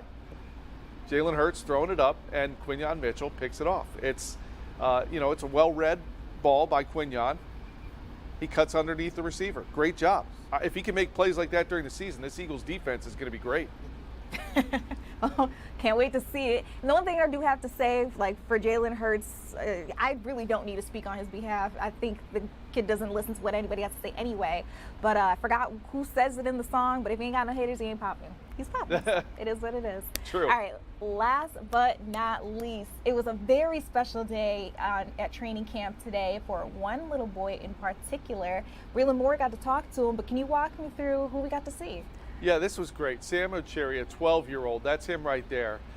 He's with Make-A-Wish here, and his wish was originally going to be to meet Jalen Hurts. As you see, he got that wish, but that was not the wish he chose. He chose instead to help the homeless people and have a carnival at a homeless shelter so that all those people, and particularly the kids there that were homeless, could have some fun for a day. And as part of that, Jalen Hurts eventually found out about it and decided, no, we're going to give this kid 2 wishes. And he brought him out to practice, him and his family, as you see there, signing autographs. Sam also got to meet with Saquon Barkley as well and got to ask them any questions that he wanted to. There you see Saquon and Sam. He's a 12-year-old kid who has sickle cell disease. Very, very, very well-spoken kid. Obviously a great heart. You can't help but hope that he wins his battle. But what a great kid, and what a great idea, and what a great job by the Eagles and Jalen Hurts to make sure that he got this wish as well, because what he did was shows the unselfish thing and really helped the community, and great kid and great family as well. And Breland was raving about getting to meet him and talk about that with him and all of that down there. It's just a great thing to see, and hopefully that kid ends up beating this sickle cell disease he's got. You know, we had an interview on the show not too long ago with a young man who actually has beat sickle cell. He's officially cured of it thanks to a donation from his brother. So obviously, I just want to put it out there because I've lost people to sickle cell. I didn't realize the technology is far advanced as it is today. So I have my hopes are high for him. But a beautiful story that you guys were able to bring us and our audience. Yeah. And I've loved getting to pick your brain too about what's happening across the local sports teams here. Yeah, no, great kid, and it's been a busy sports day. All good things, right? Right. All right, we'll see you later, Scott. For those of you guys who are streaming with us, still more news ahead. I want to share with you all a big story that everybody's been keeping their eyes on. Secretary Marco Rubio, he announced that there was going to be I keep forgetting the word as I go to say it, a task force put together to battle birth tourism. So we'll be talking to you about what birth tourism is, who's impacted, and what it means moving forward for immigrants in our country and people who just want to come here for a better life. We'll get into it more with someone who can talk to us a little bit more in depth when we come back.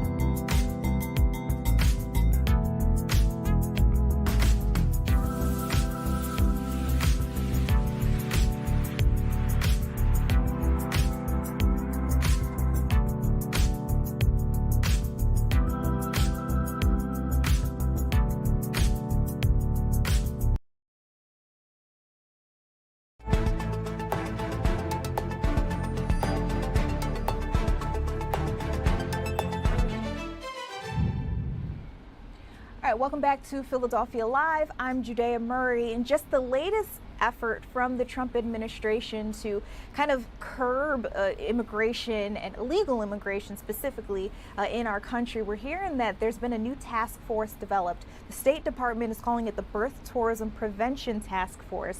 And if you're like me and you hear this, you're kind of wondering, well, what in the world is birth tourism? To try to help us get into it, learn what's really going to take place here and who may be impacted the most, I want to bring in an expert. This is Renata Castro. She's an immigration attorney, and I just want to start by thanking you for making some time for us here on Philadelphia Live. It's a pleasure to be here talking about such an important issue that, just like you said, I think most people just woke up and thought, why is there an executive order about birth tourism, and was that ever a problem? So I'm sure that we will hopefully clarify a lot of things related to this subject tonight. I hope so too. So, I mean, let's start with the very basics. What is birth tourism itself? In the United States is a very peculiar republic when it comes to citizenship. Many people don't know that the United States is one of the few, if not the only country in the world that you can transfer immigration benefits to your ascendants, meaning to your parents. Most countries will not allow you to do that, particularly first world countries. And because the United States is a jus soli jurisdiction or republic, meaning you're a U.S. citizen if you're born in U.S. soil or territory, you don't need to have U.S. citizen parents to be a U.S. citizen yourself. Now, if you play the strategy right, you could have a U.S. citizen child by coming to the United States and having your baby delivered here and waiting 21 years and hoping the law doesn't change so that your U.S. citizen child could transfer citizenship or immigration benefits to you. So the United States has always had an eye on this kind of activity and has always enforced immigration rules to prevent that. Less than 0.5% of all births in the United States could be attributed to birth tourism. So statistically, it's not a problem. However, the term anchor baby has received a lot of attention in recent years, particularly during the second Trump term. And that is why we are here discussing this executive order that aims to prevent these babies who are born in the United States from receiving U.S. citizenship. So let's just dive a little deeper into the nitty-gritty, because I really want to understand how many people could be impacted. I understand if we don't have these exact numbers, because we don't necessarily know exactly how many people are here in our country, whether it's illegally or legally, so to speak. But with this new task force, I heard that they've already revoked 600 visas, and I'm just not quite clear on how they differentiate who's has violated the new policy or the new executive order. Do you have any more insight on that? No one will really have that information, because when it comes to visas, revocation is highly speculative and discretionary. And what that means is an immigration officer will look at you and try to make a determination about whether or not you're coming to the United States to deliver or to have a child. How do you know that? How do you how do you evaluate the intent of an individual? That's very subjective. Now, in the past, people have had criminal charges pressed against them, U.S. citizens who benefit from these schemes, individuals who were believed to have the intent to come to the United States have had their non-immigrant visas revoked. It's very important to say that the executive order, which will likely be challenged once it becomes, once it has the force of law in 30 days from last Thursday, which is when the president signed them, does not allow the U.S. government to revoke or suspend citizenships. It only allows a far reach into visas, which is the exclusive jurisdiction of the Department of State. There's no constitutional right to to a visa, but there is a constitutional right to U.S. citizenship. So when we look at the number of visas that are granted worldwide for individuals to visit, study, and work in the United States, and the percentage of visas that have been revoked, which are 600, the number is so minute that the cost of implementing this task force far overwhelms or far overshadows the perceived benefits of prohibiting individuals from coming to the United States under the assumption, not the conviction, that they're coming here to deliver children who could become U.S. citizens by virtue of being born in U.S. soil. All right, now let's say you are one of those people who are stopped, but that wasn't your intention. Is there anything that you can have, anything that you can say that would help your case? You know what? I have always joked that U.S. consulates and embassies and immigration officers in U.S. airports and those working in embassies, they don't really have a rule. I think that they just get together and say, today we're going to grant visas to everyone wearing red. And that's a secret code because there is no rhyme or reason to what makes an officer grant or revoke a visa. If you're coming to the United States and you're pregnant and you're visibly showing, you have to show the officer that you have bona fide plans to leave the United States before delivery. Now, I have presented a few scenarios in the past which are wild cards. So a tourist can come to the United States on vacation, extend the period of their vacation, and you know what? People have vacation sex. People get pregnant on vacation. What if the delivery of that child happens during that vacation? Did they have the intent? So it's very challenging to prove or disprove your thought, your intent during the time you enter the United States because circumstances change. If you're entering, my main concern is if you're entering the United States and you're visibly pregnant, you want to make sure you have round trip tickets, you can show arrangements abroad to deliver your child, and you want to make sure that if you end up delivering a baby in the United States, you can prove that it was a medical emergency, meaning you did not have the preconceived intent to have that baby in a U.S. hospital or delivery room so that that child could have U.S. citizenship. I imagine it gets even murkier. You mentioned being in the U.S. on vacation, but if you were here on a work visa where you are here long term, so to speak, or if you were a student, and again, here for a couple of months or maybe even years, if you were able to get it swung that way, I imagine it's even more difficult to try to prove that you didn't have the intention if you were already here long term. This is such a challenge. Unless we start calling psychics to read intent in the past, how are you going to prove or disprove, the preconceived intent that that individual had when they came to the United States? And this is why it is very, very likely that not only will the Supreme Court strike this executive order because it encroaches on whether or not the president has the ability to create different classes of citizenship based on an executive order, which the Supreme Court, although not unanimously, has already said is not possible. It's very hard to enforce laws that really penetrate the privacy of one's life and bedroom. The courts have in the past avoided doing so because it's just not practical. There are better ways to do this. And it already is done. So I don't anticipate this executive order surviving strict scrutiny by the Supreme Court in another round of challenges to birthright citizenship related executive orders signed by the current administration. Another thing that I'm thinking about, and I mean, I'm on the same page with you. I'm just interested in seeing how this progresses or whether there's going to be pushback, but what happens when there's pushback, how they handle things. But another thing that I'm thinking about, just looking forward, and Renata, as I go to say it, it completely left my mind. This was a very important question as well. Here we go, brought it back up. You just got to keep talking and then you get there. You mentioned at the very top of our interview that the U.S. is very unique in how we handle things here. So just out of curiosity, if I'm pregnant and I go on vacation to someplace like France or insert any other country here, would I have to jump through the same hoops? I'll give you an example that is very unique, Japan. So in Japan, if you're born, if I'm not mistaken, if you're born to a Japanese mother, you don't receive Japanese citizenship immediately. But you have to be born to a Japanese father in order to receive Japanese citizenship.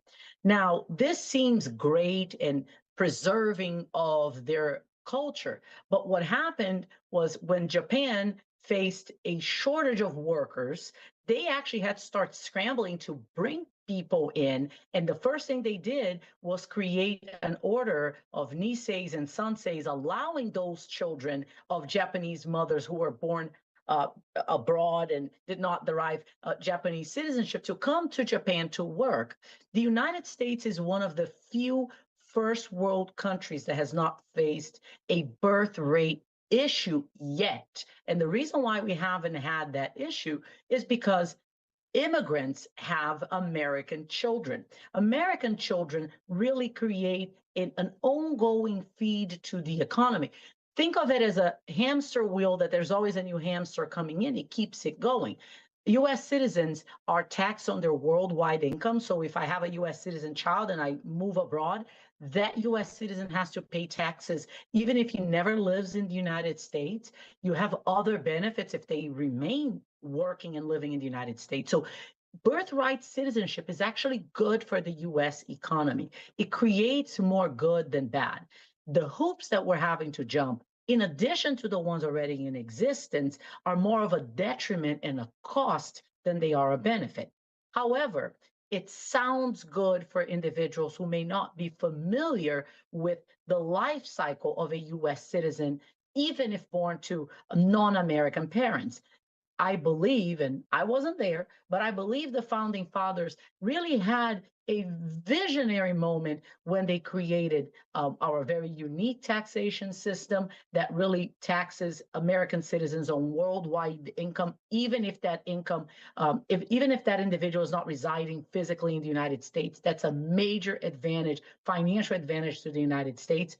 And the jus soli part, being born a U.S. citizen helped and continues to help populate a country that could be faced with very serious financial losses if it starts limiting those who can be US citizens. And not only financial losses, we could have a very serious recruitment, military recruitment issue, because we would have less people who could join our military. And we derive a lot of force in the world scenario from two things.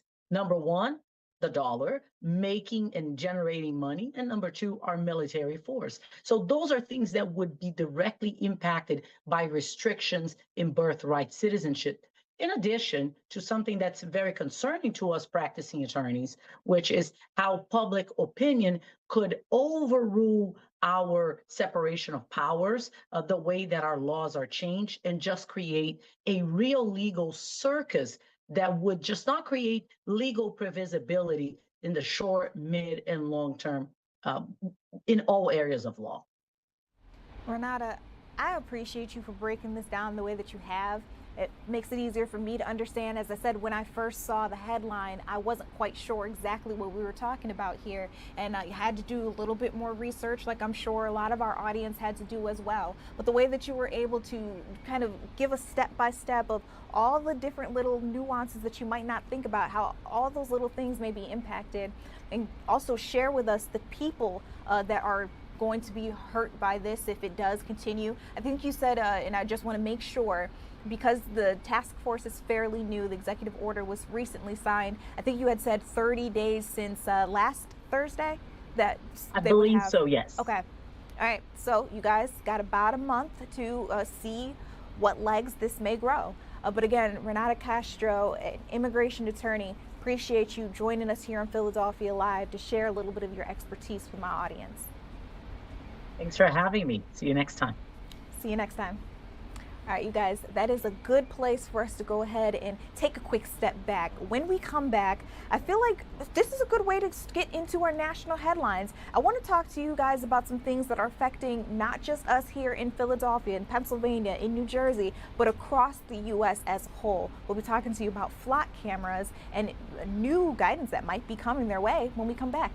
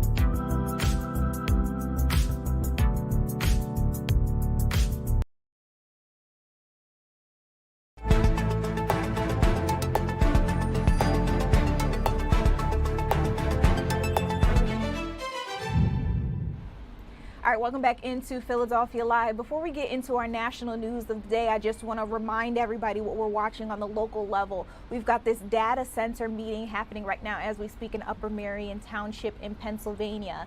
Earlier, there was public comments that finished around close to 8 o'clock, around 7:50, 8 o'clock-ish. Our reporter Jill Croce is in the room. I see a gentleman up at the podium. I just want to take a listen in to what he's talking about here, you guys. This is live. Staff has not put up the appropriate plan here and interrupts my attorney and my engineer every time they try and respond to comments from your engineer. Accusations are being made that certain points were not complied with. You rattled off 17 different things, yet we're not given the opportunity to walk through all 17 and prove you wrong, Al. And so the question I have is it the intention of this board to prevent us from presenting our case in front of this board on a night where you want to render a decision? And if it is, just please tell us that. We'll enter that into the record and we'll deal with that accordingly. In addition, you've said you have to render a decision by tomorrow. Hold on a minute.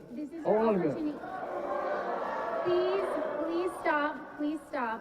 This is your opportunity to present the plan. What's happening now is not a presentation of the plan. We are providing the applicant an opportunity to present the plan. If the applicant does not want to do that, the board will just take a vote and make a motion on this. Part of presenting the plan, Counselor, as you're well aware, and by the way, we have great respect for you and your associate John Walko, is the comments that go with that plan. So are you really saying to us that we're going to get 25% of the opportunity to present our plan and the comments so that you can get out of here tonight? Or are you willing to let us go through our plans and our comments, which we're willing to stay all night? You've said, Madam Chairman, many times, you have to rule by tomorrow. No problem. We're here, we're prepared, we've got all of our comments, and we'll go through every single one. This isn't the time to go through all of the comments. That's not what the purpose of this is. The purpose is to present the plan. We're offering you the opportunity, the board is offering you the opportunity to present the plan. The wrong plan, by the way. The wrong plan, just so we're clear. Jared, is this the plan that was submitted that is up for? This is the plan that was submitted and reviewed by our different professionals and was advertised. I believe, are you referring to the submission that was made this afternoon as the correct plan? As the latest plan, as a result of comments from your engineers. So, Madam Chair, but hold on. I'd like to say something. As far as that submission, I'd also like to state that that submission was incomplete. There was not a comment, an engineer's response letter for any of the consultants submitted with that submission. So, and that's a requirement. We disagree. I have a question here. Mr. Vinatelli and Mr. Lash, you're saying now that an alternative plan was presented this afternoon. A resubmission was made this afternoon, correct. So that's not an alternative plan, Bill. I'm talking. And this is what we did our evaluation on, which was originally submitted. That is correct. This is the second submission made would a new plan not have to go through the new process? So, Bill, just so we don't... All right, you guys, so I just want to dip in here just so we're all aware of exactly what we're watching and what we're listening into. So I mentioned earlier we heard plenty of public commentary from people who live in the area. There is a gentleman there who's in favor of the data center coming to Upper Merion Township, but there are a lot of people who don't want it there. Now, the guy that you were seeing at the podium speaking is the developer. That is Brian O'Neill of MLP Venture. He recently filed a lawsuit to extend this land development application. We're talking about a multi-million square foot data center coming to Upper Merion Township. He says that he's already got his ideal sites in line and in planned, but he hasn't been able to really put forth the vote in order to see whether or not they can go ahead and build this. So he's feeling a lot of angst and passion, as you can hear him speaking, because they're saying wants to address each of the different comments that he's heard from the people who came before him, who spoke for about an hour before he got up to the podium. And you can hear them tell him, this is not the time to do that. Right now, we're waiting for you to present your plan to the audience. I think a lot of people are also interested, if I could say that, interested in hearing what the actual plan is. But as you can see, they're just going back and forth. We'll be able to dip into this later if it's still ongoing for our live stream, but I also want to share with you guys national news that is happening as well. We've been keeping up with a couple of different big court cases here. I talked to you about Lindsay Clancy case. I also shared with you just a little bit about the Luigi Mangione case. We'll also be able to talk about what's going on with the killing of Tupac Shakur, but first we'll start with Luigi Mangione. I want to bring in Dante Mills. He's a civil and criminal defense attorney based here in our area, who can just kind of help us understand a little bit more about what we may hear, what we may see, and some of the language that we get in any of these trials. Dante, thank you so much for making some time to join us here on Philadelphia Live. Of course. Thank you for having me. Of course, of course. Okay, so let's start with Luigi Mangione. That's how we started the show. And we heard that it's possible that tomorrow he could be taking a plea deal or maybe entering a guilty plea.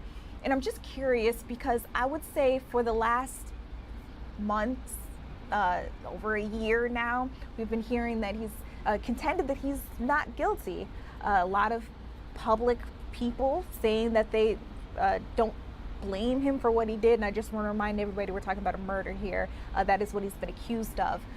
But I'm just curious as to maybe why all of a sudden the change of heart, if that is what happens tomorrow. Do you have any speculation or any idea of why he might be making this decision now? Very interesting, and that's why everybody's talking about it. As we recall, this case gripped the nation. You had someone who was executed in broad daylight, still sending prayers to his family, mourning that loss. But the person who did it was reportedly found and charged with that murder. We have to remember he was charged in multiple jurisdictions, both in New York State and in federal court. He fled to Pennsylvania. There are also some possibilities of charges in Pennsylvania, but he's been charged in multiple jurisdictions. He's prepared, as we understand it, to plead guilty in the federal court case, not the New York State case. The New York State case was going to be on trial starting next month. He jumped ahead of that and requested, his counsel did, a hearing with the federal court judge before that state court case came up so that he could plead guilty, presumably, in federal court. The question is why? We also know that the death penalty was taken off the table. New York State does not have a death penalty. Federal court, there is a death penalty, but the charges that made him eligible for the death penalty, those charges were dismissed. So the worst that he could possibly get is life in prison without the possibility of release. So the question then becomes, if he's pleading guilty, why is he doing that? Will he get the possibility of release at some point in exchange for pleading guilty? We would anticipate that he's going to spend a lot of time in jail, whether it's 20 years, 30 years. He's still a young man. He could still be alive and healthy after that point. And will he get the opportunity to get back out into society because he's taking this plea deal? That's the issue or concern that everybody's paying attention to. If he does enter the plea tomorrow, I guess who then makes the decision of how long he goes to jail? Will it just strictly be up to the judge? Well, the judge does have to approve the plea agreement, but the plea agreement is negotiated between his attorney and the federal prosecutors, who are saying, if you plead guilty, here's what we would recommend. We understand the judge has final say, but here's what we would go in jointly recommending for the judge. If I'm his defense attorney, I'm not going in without a full understanding of at least what the federal prosecutors are going to recommend. And I can't see why they would go in there and accept the maximum penalty of life without the possibility of release. I imagine if he's taking a plea, there's something he's getting out of it. The only other thing he could be getting out of it is if his attorney is telling him, listen, they got you. They have enough evidence. You'll more than likely be convicted.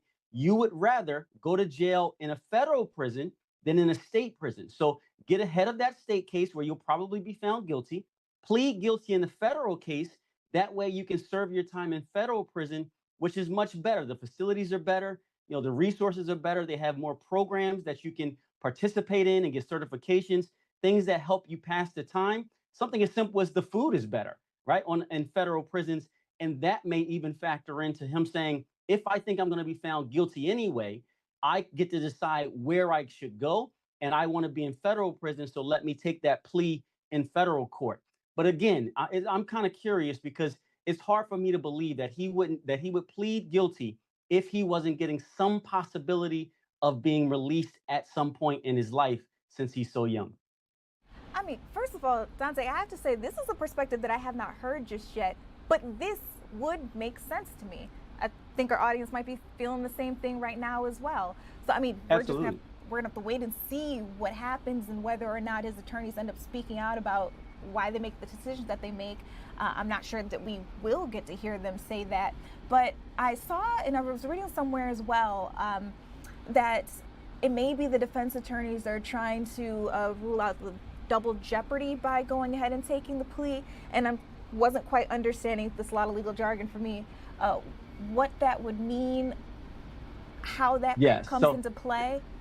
Double jeopardy, we hear the term often, and it generally means that you can be charged, but you can't be convicted of the same crime or set of crimes in two separate places. So if he pleads guilty in the federal court case to that stalking connected to murder, he can't then be found guilty of murder again in New York State. That's the double jeopardy issue. But New York, they will have an opportunity if they can find a charge that's related only to New York State that's not covered by the federal court. New York is going to be pissed at this. I'm telling you right now. I know the attorneys general there. We've had conversations. They're not going to be happy that someone came into New York, committed this crime. They had to chase this person. There was fear in New York. I have an office in New York. People were afraid because remember, he wasn't caught right away. They didn't know if there would be additional murders or whatever it was. They were pissed. When they caught him in Pennsylvania, they flew him back to New York in a helicopter, and the mayor was there to greet him and walk him into the prison. So for their opportunity to punish him to be taken away, they're not going to be happy with that. They want to set the tone that if you come to New York, you're going to be punished. They won't have the ability to do that here if he pleads guilty in the federal case, unless they find some charge that wasn't charged in the federal case that's only New York specific. That charge is probably going to be small because the murder will be off the table, but they may prosecute him anyway, just so they get their day in court as the state of New York, where they can say, if you commit a crime in our state, we're going to hunt you down and we're going to prosecute you to the fullest extent of the law. Okay, let's turn our bases here. We've been talking a lot about the possibility of him making the plea, but let's say he does, and then we start looking forward to the New York State case. So as a defense attorney, let's say he's your client, or you've got a client like this, where after such a high profile crime takes place, he's been accused of some pretty horrific things, a lot of the public somehow falls in love with him. Does this help your case? Does it hurt your case? I think they already did. Some of the public, for reasons that we may not ever understand, has already begun to fall in love with him. They show up at his court dates with T-shirts on, with posters, screaming his name. He gets a lot of fan mail in the prison system.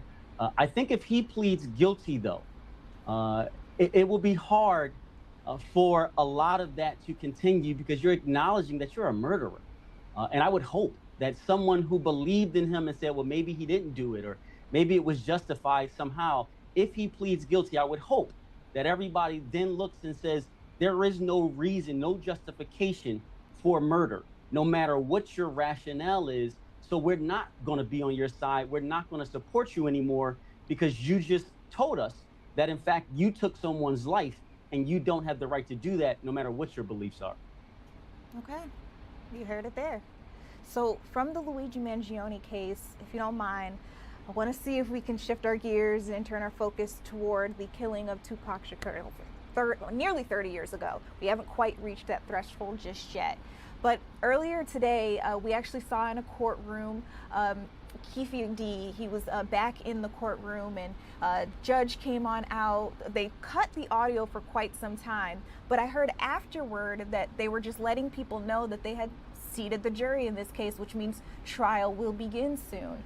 So I guess I just want to set the stage here.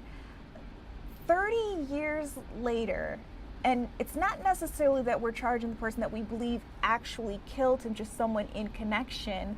I guess what's at stake with this case? How long could he potentially go to jail? Is there any insight you can bring us on this one? Absolutely. So this case is fascinating because Tupac Shakur was a prominent figure. He meant a lot to our community, to the hip hop community. He provided a voice for people who really didn't know how to speak up for themselves at that time, and he had a fearlessness that he said what he was feeling, and he represented what a lot of us were feeling around that time in the 90s. So when his life was taken needlessly, it was a tragedy, and everybody in America got behind it. Nobody, no matter what your beliefs are, nobody has the right to take a life. In this particular case, the person who pulled the trigger, as we understand it, just kind of by rumors and information, that person, he lost his life in 1998. So he's not going to be on trial. Keefe D is said to be the person who kind of masterminded the plan. And there's no other evidence to show that except for the fact that Keefe D told on himself. He wrote a book, a tell-all book, saying, I was the mastermind of the plan to have Tupac Shakur killed. When that book came out, prosecutors paid attention to it and they believed him. That's the same thing that's going to happen during this trial. That's now going to start, that they have a jury. The prosecutors are going to be trying to convince the jury that that book Keefe D wrote was truth. That when he said he was the mastermind, he meant it, and he should be prosecuted for it. Keep in mind, if you're involved in a crime, it's a conspiracy. If you're involved in it, you can be punished the same amount of time as the top person in that crime. So even if you did not pull the trigger, because he was a part of it and masterminded, he can receive the same sentence as if he was the one who pulled that trigger. So again, he would be in the jail for the rest of his life. The defense counsel, his counsel is saying, don't believe our client. He wrote that book to make money, to generate publicity, but he exaggerates, he lies. If I was his defense attorney, I would have people take the stand and say, Keefe D exaggerates all the time. I never believe anything he says because I know he's always making things up. I would try to assassinate my own client's character, which seems bizarre, but that's the only way that they can get out of what was said in the book being believed by the jury. And I think that's what it's going to come down to, because everybody else that was involved in this case is gone. They did subpoena Suge Knight. Suge Knight said he's not getting involved. They subpoenaed Sean Combs. Sean Combs said he's not getting involved. So most of their evidence is going to come from the book Keefe D wrote himself as a confession. The judge said that book can come into the trial. The jury is going to have to decide if they believe Keefe D, or can they be convinced that he was just exaggerating, making things up so he can get some limelight and he can sell some books and get money. I mean, there are so many places that I could take this, but when I did hear that it really stemmed from a book, my thought was he thinking that he was going to pull an O.J. Simpson and it just didn't work out in his favor, or what? Well, O.J. Simpson was found not guilty before he wrote that book. And again, double jeopardy, he couldn't be charged again. Keefe D didn't have any trials or anything before this. So when they saw that book, they jumped on it. Now, that's just a reminder. We see it now with social media. People commit crimes and post videos on social media or talk about it. We see this in rap songs where people talk about things they've done, and prosecutors are listening. Detectives are listening, and they can use that against you in a court of law. So I'm actually really happy that you brought that up. I was in Atlanta when the RICO trial and case against... Oh, you about to tell on yourself. I see it coming. I'm just saying. When that case went just about everywhere with Young Thug, and one of the things that everybody was trying to determine with that particular case was whether or not rap lyrics could be admissible in court. If you say something in a song, you said you did something to somebody, can that be used against you? It was kind of argued as a form of art, and that these people just decide that this is the persona that they have, and they have to keep up the appearance, and so they say things like this. This book, would this be the same kind of, what I'm trying to say is, would it be a new thing that we're seeing in court being used against somebody, kind of like those rap lyrics were? Or no, have we seen it's not this new. Before? Okay. This has been happening for a long time. I do have a lot of high-profile clients, and I've dealt with this issue myself. Most recently, in a bail hearing, the only thing that the prosecutor showed was my client's rap lyrics. They didn't have anything else. I can tell you just generally the way the courts see it is it can count. What you say in music, and it's not determined to be freedom of expression. It can be determined to be a confession if it's corroborated. So what they look at is there anything else outside of that lyric that can corroborate what you're saying and add some truthfulness to it? If it's just like isolated song lyric or something like that, generally judges don't let it in. But if there's things surrounding it, like if you say, oh, we did this at this place, and they can show that you were actually at that place, then they may allow that rap lyric to come in. And that's how the courts generally handle it. If it's other evidence that substantiates what you're saying, then they let what you're saying come in. I don't know if that's right or wrong. I think freedom of expression is important. We have freedom of speech in this country. But at the same time, if you're telling on yourself, you're kind of putting yourself in trouble and in the line of fire if it's decided that it can be used against you in a court of law. And I'm just wondering how extensive that can be if it's an umbrella. So, for example, you said you've had the this is me just picking your brain at this point. You've had the high-profile clients. If someone did write a lyric and they really truly hadn't done whatever they said they had done, but maybe, I don't know, they overheard somebody talking about something, but they wrote it themselves, could you still then, I guess, get in trouble for something you really didn't do if it just so happens to match a little too closely with something that actually took place? You have to remember, in order to be convicted of a criminal, in a criminal case, you have to be shown guilty beyond a reasonable doubt. I think if it's simply a rap lyric that kind of puts you in the right situation or the wrong situation, in fact, or kind of links you to something, that alone won't be enough to convince a jury beyond a reasonable doubt. Right? But you can set the stage again, where Keefe D, they weren't even focused on him too much. The investigation had kind of stalled out until that book came out. And then that allowed them to look other places, to go throughout that book and kind of fact check everything that was in there. And the judge here said enough fact checks, have been matched to where I believe what's in the book. Maybe not everything, and I'll let the jury decide exactly what, but I believe the book has some credibility and reliability. So he put himself in that situation. I don't think he's going to be convicted necessarily on what he said or one sentence he said alone, but it allows people to start piecing things together. And if that puzzle is big enough after they piece it together to equal beyond a reasonable doubt, then yes, he can be found guilty for that. All right. Well, you guys, we've got a jury of 6 men, 10 women seated in this trial that's supposed to get started on Monday.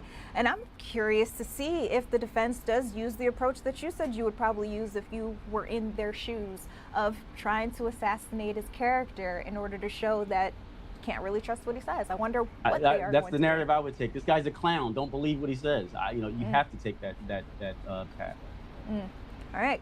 Well, Dante, we've talked about a lot here. I'm really excited that you were able to, let me pick your brain, share with me what's going on here with our audience as well.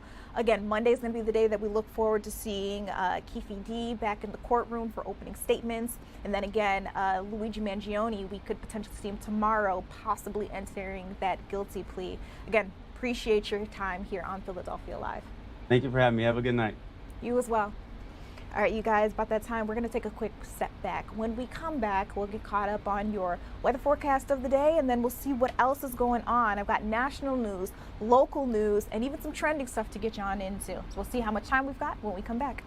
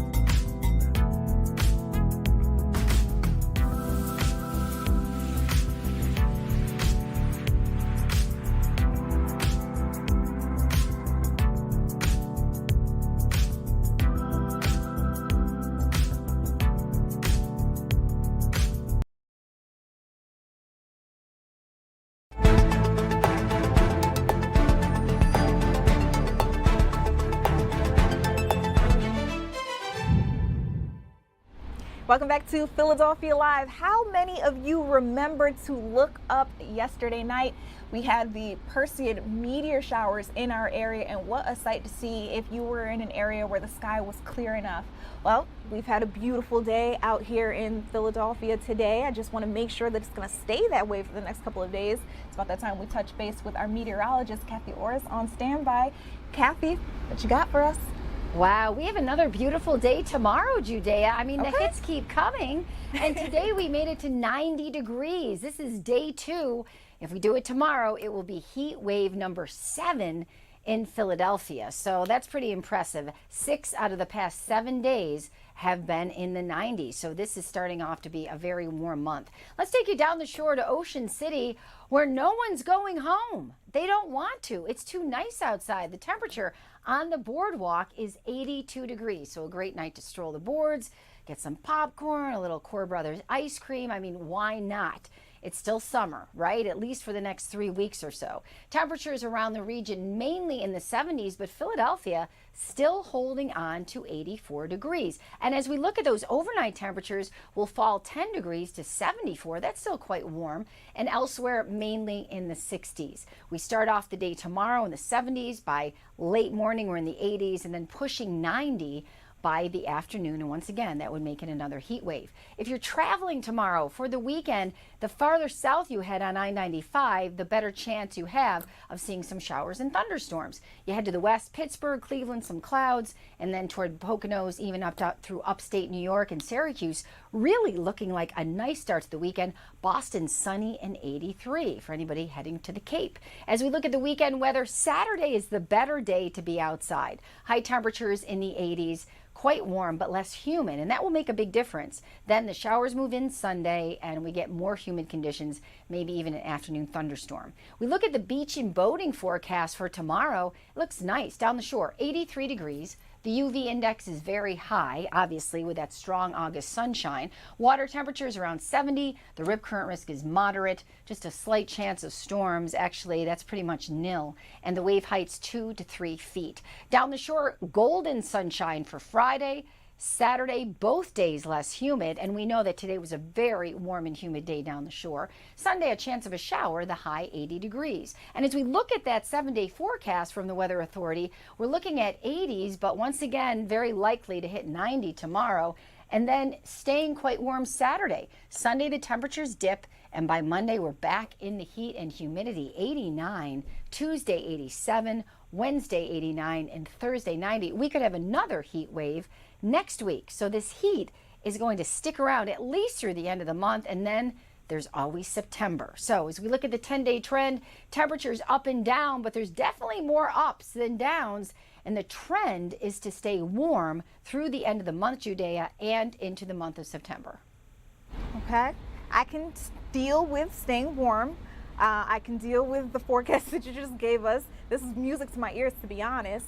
For our audience, let me know how you guys feel about what we just saw here. Kathy, thank you so much for giving us our forecast right before you get ready for the 10 o'clock news. Just in case any of you guys missed it, just stick with us here on the Free Fox Local app and you will get it again. Kathy, appreciate you. Now, for those of you who are out here streaming with us, remember I said that I've got a lot of news coming your way. So let's start with a big change that will be coming to the flock system, flock safety. Now, I've mentioned flock cameras before, and I'm realizing that not everybody knows what they are. Just keep in mind, when you are out on the road, there are cameras just about everywhere. You're taking a look at some of them. Maybe you've seen them before. But what happens here, they're able to capture your license plate, the make and model of your vehicle, maybe even be able to determine who's behind the driver's seat, maybe even in the passenger seat. It comes in handy when you've got cases like an Amber Alert, when you are trying to find a vehicle quickly and determine whereabouts on the interstate or just regular roadways they are. Again, it can be helpful in those cases. But lately, there's been so much talk about flock cameras because there's some concern about your personal safety, your cybersecurity, your privacy. Yesterday, I actually had an interview with Harry Moggins, who's the CEO of Privacy Bee. He talks to me all the time about cybersecurity, what you need to be watching out for. And I want to share with you all just a tidbit of what he had to tell me about, what's really at stake here and why some people are concerned. So go ahead and take a listen. Going to make the officers use it more respectfully. And I think the vast majority probably do use it properly. But I mean, just here in Atlanta, where I'm from, there was a case last week where 4 officers got arrested for abusing their access to Flock and using it for personal reasons. So it does happen. Oh, wow. Okay. Well, hopefully we don't see anything like that in our area. But if we do, we'll keep our eyes on it and report that to you guys. The last question I have with the Flock cameras, I understand it's very much so a visual medium where, again, you're looking at people's faces or you're looking at the readers, the license plates. Does it also grab audio or is it just visual? So it's just visual now, but it's not only what you can see. They have an attachment they've started putting on some cameras where it's not just the license plate or the picture of your car, but they track identifying features like your bumper stickers or any kind of damage. So they know your car beyond just the plate. But this recent technology does a scan of any technology inside of your car, like a low energy Bluetooth on your phone. And they'll map out all the devices in your car, essentially creating a fingerprint as you drive by this stick and camera on the side of the road, where it's almost like an X-ray of your car tracking all the digital pieces. So they can understand who's in the car with you. If you have passengers, if you don't, they can see if there's a couple cars that are similar, they can separate them using this fingerprint to identify last week going these places. And the tracking is another big privacy, violation, right? It's I personally believe everybody has a right to privacy, but it's not just about finding a car. If you go a step deeper, it's about where the cars go on a timeline. So if an officer sees your vehicle and says, I want to look into that car, it's not just, okay, where are they right now? It's what church do you go to? What rallies are you attending? Are you going to clinics for personal reasons? What doctor's offices? It's where you shop. It's even in more innocuous things, but it's really painting your entire life, which driveways you sit in for which friends you're visiting. They're not just seeing where is your car in a moment in time, but they have historical data of everything about you previously. And a recent add-on Flock started doing, I believe it's called Flock Atlas, is connecting the car data, like the license plates, to data brokers, where they can then pull in information on you as a person from the plate alone. Things like your demographics, your age, your gender, your hobbies, your interests, your property value, all kinds of, even a modeled credit score, all kinds of information that's really quite violating. Hopefully. Okay, that wasn't scary enough.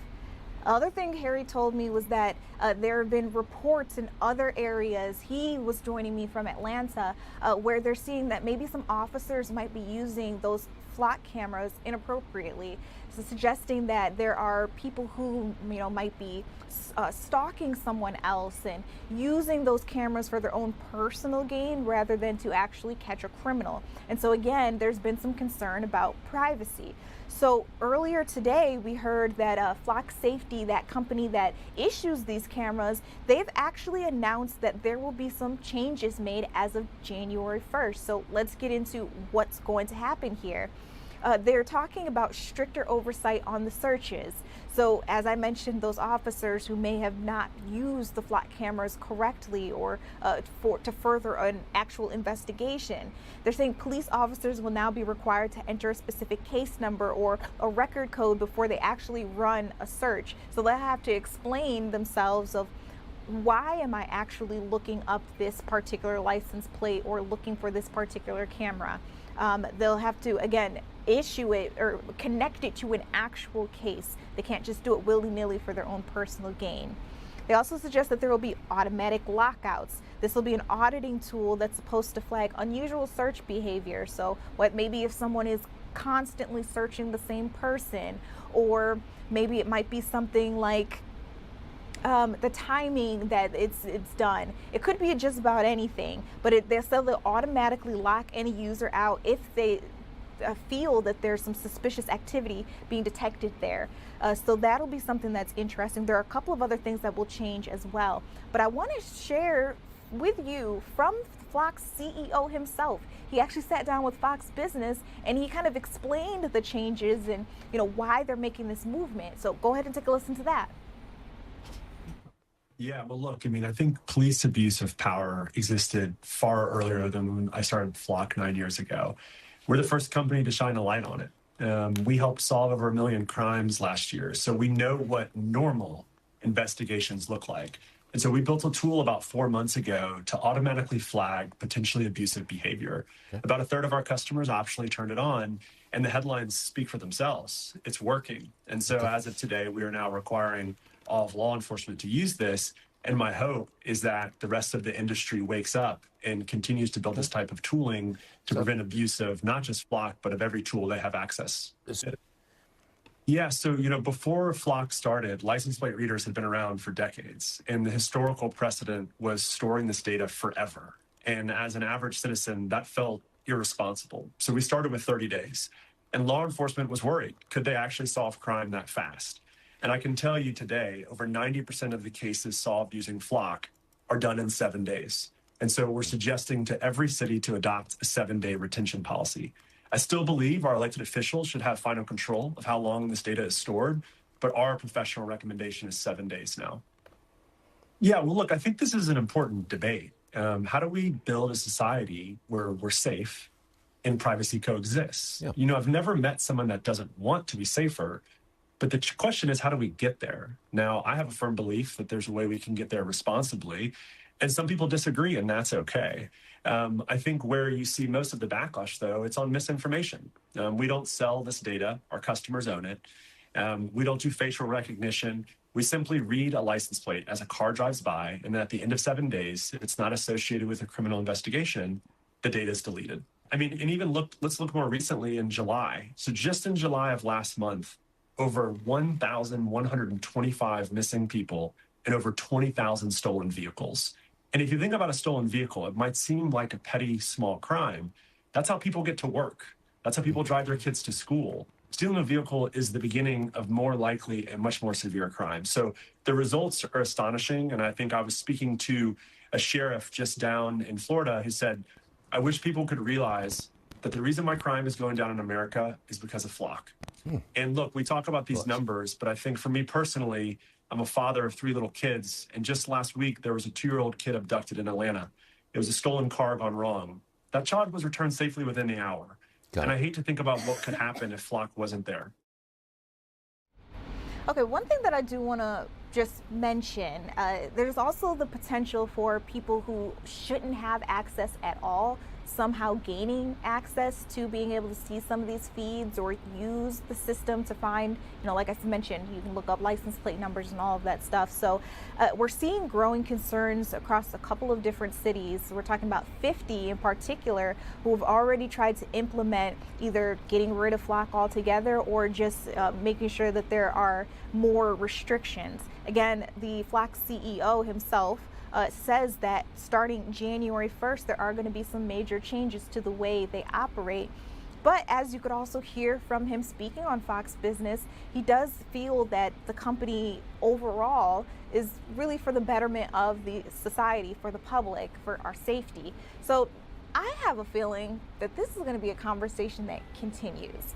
I mean, from us here on Philadelphia Live, I want to continue to pick the minds and the brains of anybody who's willing to speak a little bit more about what's at stake here, but also on the other side of things, sharing with us some of the success cases of how it works, just so you guys out there streaming with me can just understand and be able to put your own opinions about this together yourselves. We're just here to give you all the information that we can so you can make your own informed decisions. You guys, we're going to take a quick commercial break. When we come back, I want to get into some trending news of the day as well. We'll also see if we can share with you some of our biggest stories that our reporters throughout the day have been keeping a pulse on. We'll get back to it when we come back.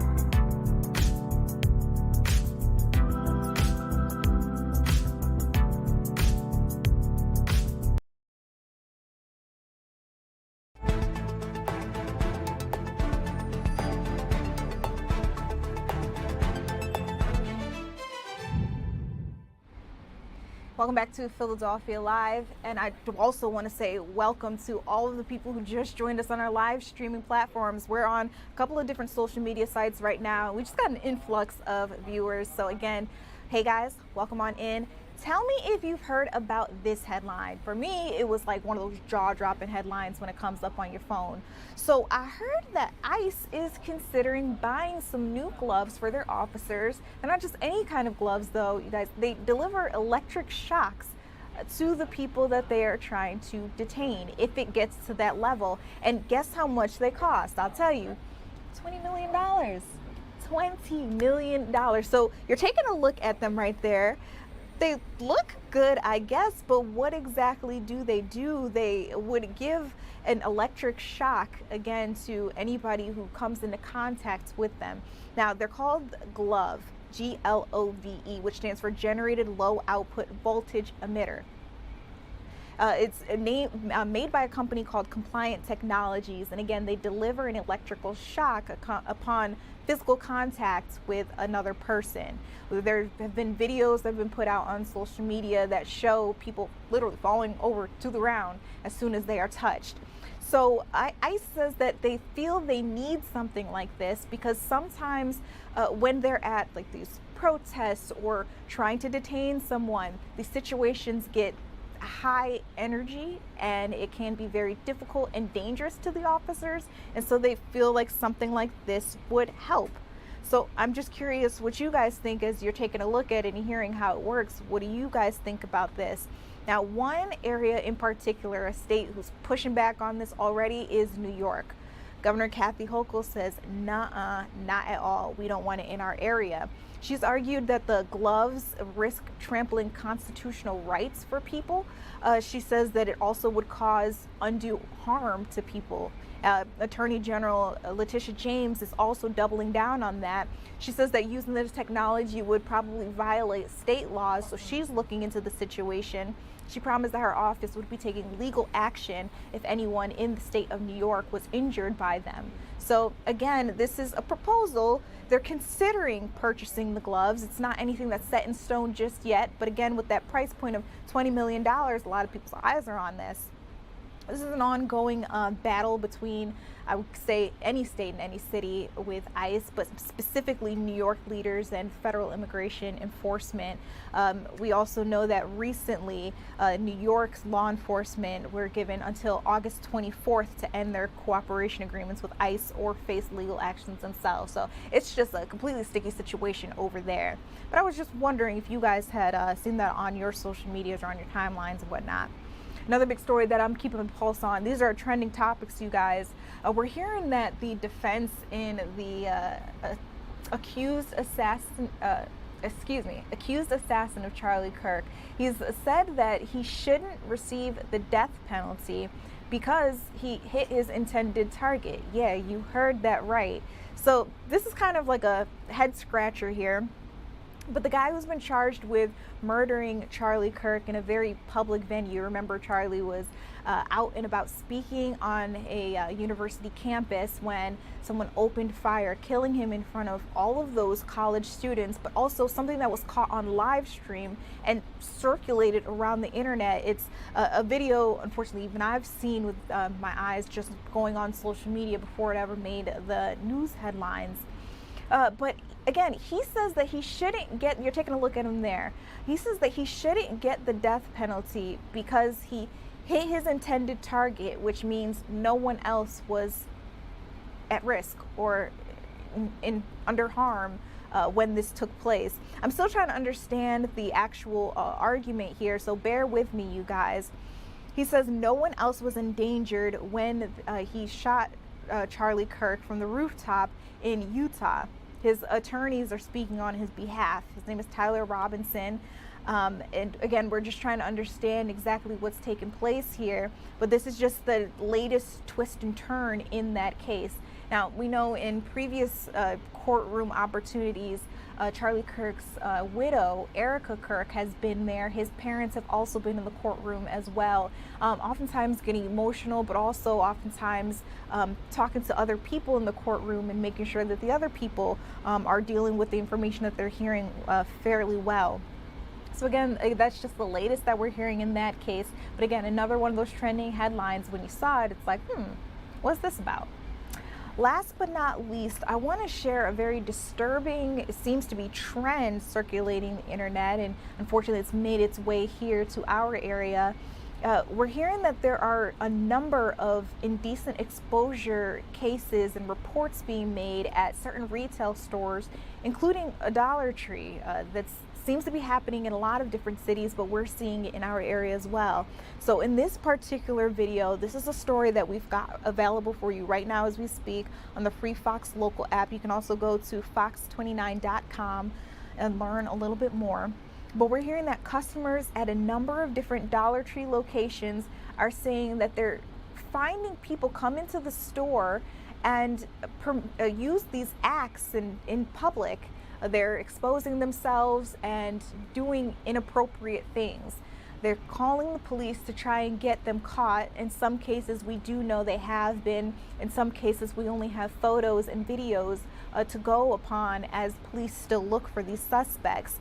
But again, I mentioned that it seems to be a trend, a new trend, a disturbing one, because we're seeing it not just here in our area, but across the United States. And unfortunately, we're also hearing in multiple instances that some of the victims that are being targeted in these cases are minors. So Prospect Park police actually responded to a store on Chester Pike where a 12-year-old girl reported that she had been grabbed inappropriately by a man before she escaped to the bathroom. Keep in mind, she was with her 7-year-old sister, you guys. Things that children should never experience or see, something that she says that she experienced. The very next day on Bucks County Falls Township, police said that a man exposed himself in front of an 18-year-old at a Dollar Tree in Morrisville. In that particular case, we know there was a warrant issued for 30-year-old Anthony Oates of Trenton. So again, very disturbing stuff here, but I just wanted to keep you all up to date, make sure that we've all got our head on a swivel, especially if you are out shopping with children, because we're hearing it's mostly retail locations. Unfortunately, in most of these cases, we're seeing them at Dollar Trees. Not trying to scare you guys, continue to do your shopping, but I also want to make sure that you're aware. All right, you guys, we're going to take a quick commercial break. Again, when we come back, we've got a little bit more time, and I want to share some of our top news of the day from our dayside reporters and also get back into what our nightside team is covering, keeping their eyes on. We'll be right back after this.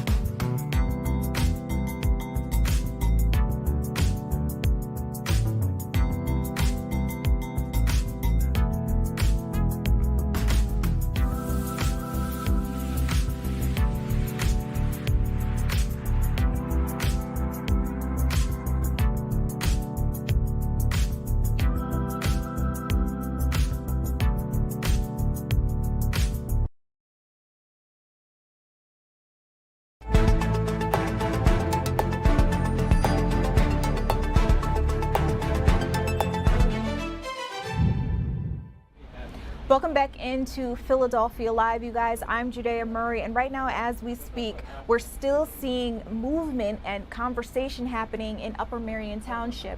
There's a meeting tonight where they're discussing the potential for a data center in the area. The developer has already spoken. He was heated. There are multiple community members who have been speaking out. I see that people are standing up, and I'm not quite sure if the meeting is ending or if people are getting rowdy. Can we bring up the audio just to check base and to see what's going on here?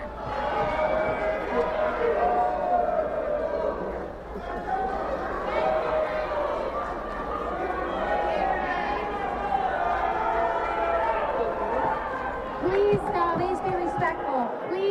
Please, everyone, if you could, we still have a business meeting to conduct. We haven't finalized yet. If everyone would like to stay for the remainder of the meeting, please feel free. I will give a few moments of recess to allow you. Please.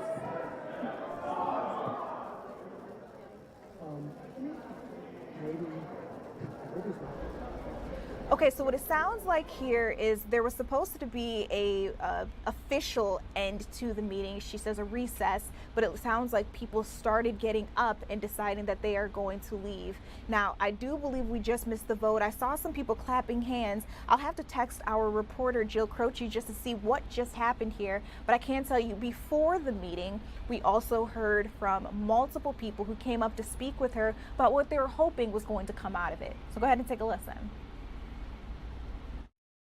Certainly. So I came out yesterday for the same reason I came out like several weeks before that. And that is because ultimately I think that we should respect property rights in a society like this. I think that we should absolutely debate the merits of anything like a data center or any other business or industrial installation based upon the externalities it could create, that is to say, costs that could be borne by people who do not own the property, and that is absolutely a worthwhile thing to discuss.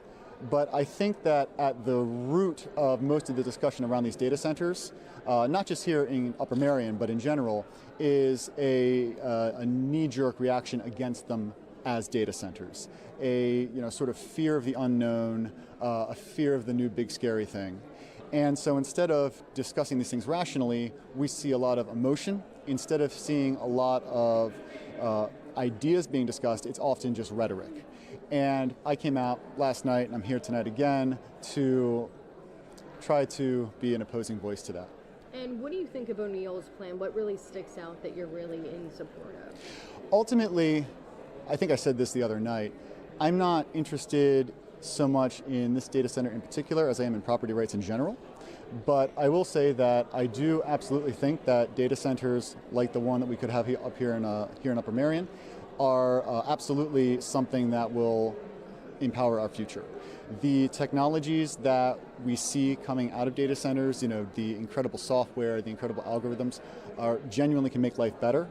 And it will absolutely be instrumental in what shapes the 2030s, 2040s, 2050s. Thank you. Appreciate it. Thank you. Okay, so you guys got to hear there from someone who was in favor of a data center coming to the area. We've also heard from a lot of different residents who say they don't want it. We've got a lot of people who are suggesting that they fear there could be health implications if one were to pop up in their area. Well, we're just getting this in now that their vote tonight was no.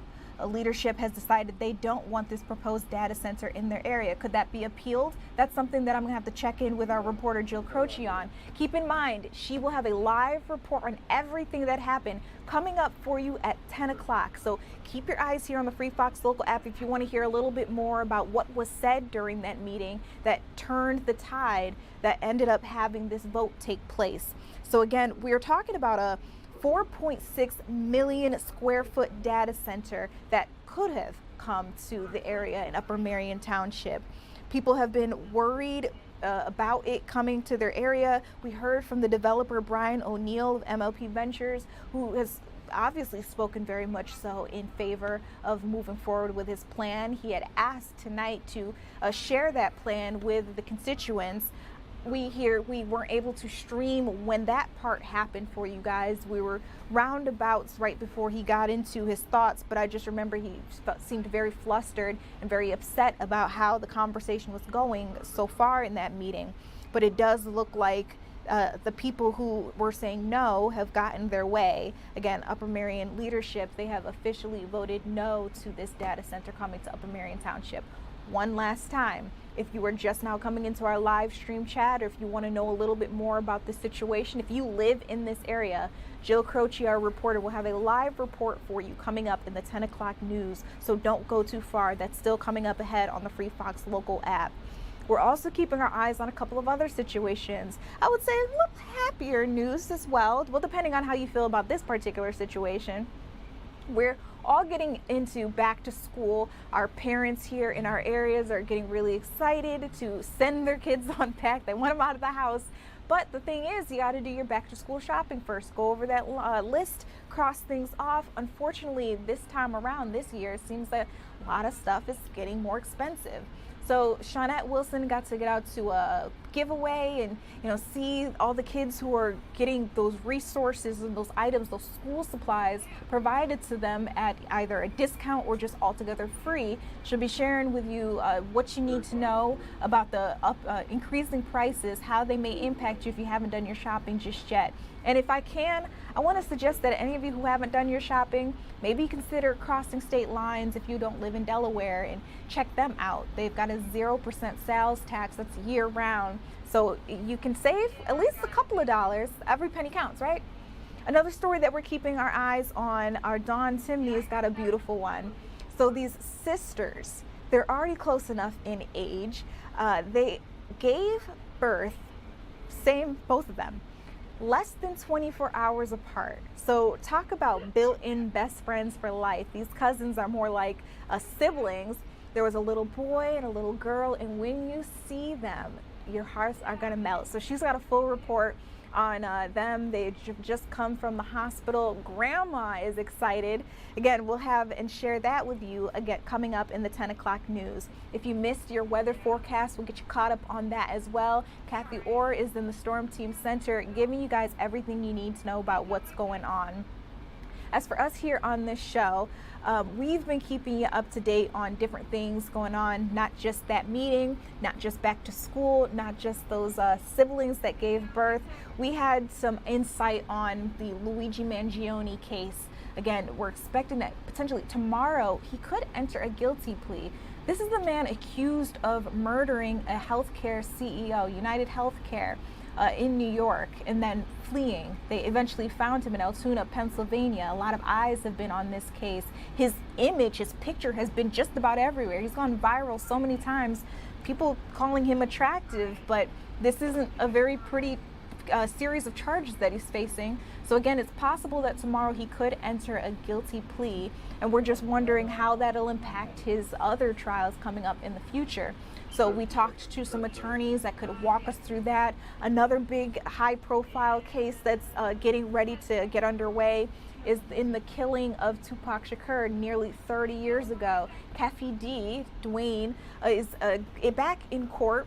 It's expected that Monday this trial could really get underway. We may hear from people that'll talk to whether or not he actually, called the shots, so to speak, and set things up so that Tupac would be killed. Of course, a very well-loved rapper. A lot of us were very upset and sad finding out that he had died. This was a very, very big deal in the 90s. A lot of people have been keeping their eyes on the situation as well as the years have gone by. So just even 30 years later, still a lot of attention on that. Now, you guys, I'm Judea Murray. It's been my pleasure to share the biggest news of the day here with you on the Free Fox local app. Again, the news continues at 10 o'clock, so don't go anywhere.